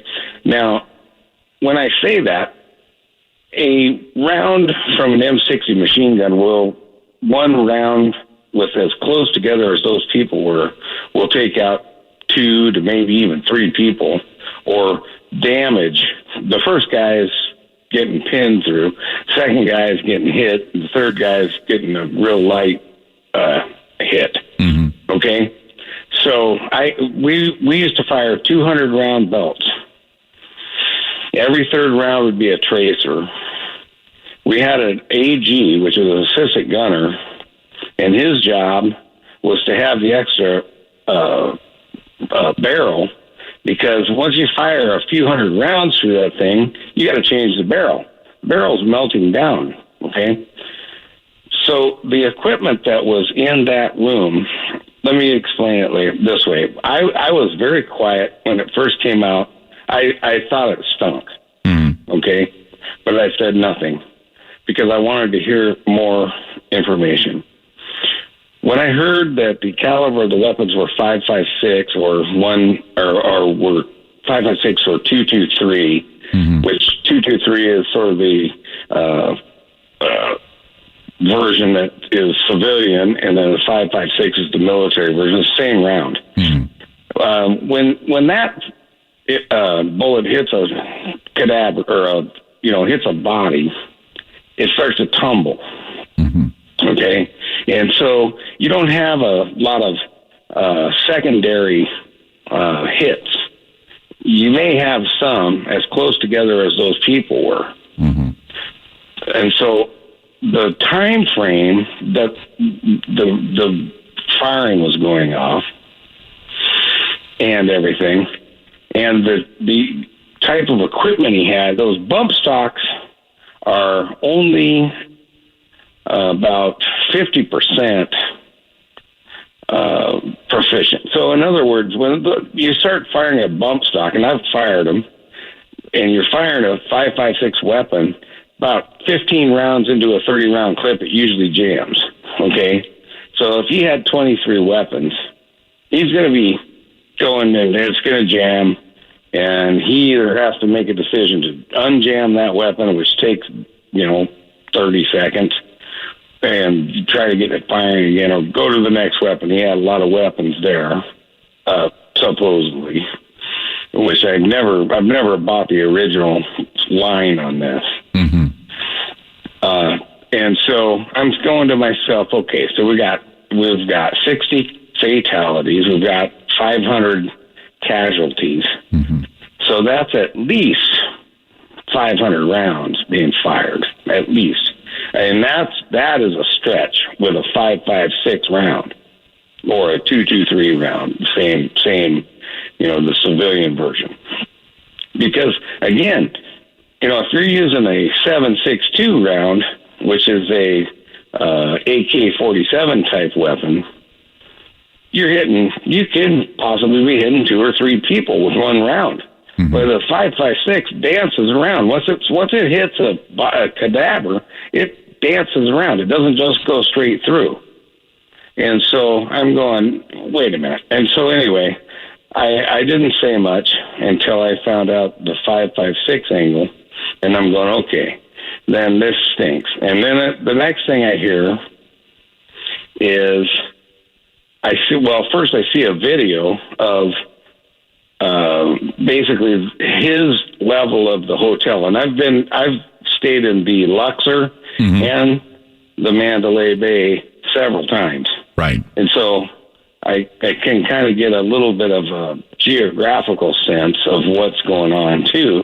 And then I see this video that pops up of basically the same muzzle signature is going off on the level that he's on, and I see 3 or 4 muzzle signatures of basically the same thing going off down in the lower floors of the hotel. Now, in this day and age, you can't really buy everything you see on the video. Right. So I'm going, okay, I'm trying to be skeptical and just trying to listen to the information, but the information isn't adding up. We got this guy; he's rich to the point where he's got at least a couple $1 million. And what's his company? We started looking at that. He's an accountant. Tonight, for me, you just put in the final key that this whole thing is a psyop. And so when you came up with his company, what happens is people do these nefarious things, and they have to have a front company to justify the taxes, justify where the money's coming from. Right. And so the Philippines, one of the things about Vegas, and you probably go to Vegas a lot. I know I've been there a lot. No, I only go there on business. I'm going there on business this time. I used to go for vacation when I was younger, but now I go on business only. So I go on business too, and then of course it kind of blends. I mean, but one of the things, and you may recognize this, you go there and you see a lot of people who are there who are from the Asian countries. Oh yeah, they're dealers or they're whatever jobs in casinos, and you ask them, and I talk to these people, and I say, well, how did you come to be here? Well, Dan, I need to wrap up. We're running out of time. So what are you trying to tell me? So what I'm trying to say is the connection between the Philippines and Vegas and his front company just closed the loop for me. This was not one man. I knew it wasn't one man from the get-go. Right. Okay. No way with the weapons he had there. Didn't happen. I was an M60 machine gunner. Right. I couldn't have done this when I was 22 years old at my best. Well, Dan, I thank you for the observation. We're out of time, but I thank you for calling the program tonight and giving us your information. All right. I really appreciate it. You have a good one. Take care. 888-673-3700. We'll be back. FM News 101 KXL or with Clyde Lewis on FM News 101. Got to go to Carl quickly. Carl in New York. Hi, Carl. You're on Ground Zero. Yeah. When they had the news conference where the police officer came in and he saw the shooter's notes. He didn't have to create those kind of notes for the kind of shooting he did. He was probably picking out a specific target, is what I was thinking. Because you only have to dope a bullet to know where you're going to hit a specific target. The kind of shooting he did was to spray the crowd. All you have to do is have a holdover and shoot. Yeah, it doesn't make any sense that he was writing numbers to figure out the trajectories and everything of a bullet. I don't know. That just seems to be more of a red herring to send us in a different direction. Sean in Washington, you're on Ground Zero. Quickly. Hello, you're on the air. Quickly. Yeah, I was just calling to say that guy that called about the weapons, he's pretty right. 7.7, 7.62. It wasn't no 5.56. There was 2 belt-fed weapons, and there was a 4-man crew, and then they were in the Mandalay Bay uniforms when they left. They left with the 5.56s, and then they were seen shooting up the crowd on their way out. They were only there for, 9 minutes, shooting it up, and then they left. Took the cops an hour to get That's there. an interesting thought. That's what they thought when they saw the shooters at the South End. They said there were shooters in the South End. At least one girl did. Let's go to Michelle in Texas, the South End of the lot. Michelle in Texas, you're on Ground Zero. Quickly. Hey, Clyde, first of all, I want to say thanks for having Chip on. You know, just like you, I thought he was dead. So I was just ecstatic to find out he's still alive. Right. Something, you know, people that have never listened to or looked into the Tatum Chronicles, you know, they can find some stuff there. And the interview with Ted Gunderson, yes. You know, he had a bunch of stuff with the trafficking and the weapons and had some substantial information, but nobody wanted to touch it. But just, you're right on the money. And Clyde, people that need to hear, their ears are open and their eyes. And I know you get discouraged being on the front lines and you feel like you're all alone, but people are listening to you and people are waking up. And we'll have a lot of people praying for you and lifting you up. So you just keep doing what you're doing. Thank you. And I thank you, Michelle. People like you make it all worthwhile. Thank you.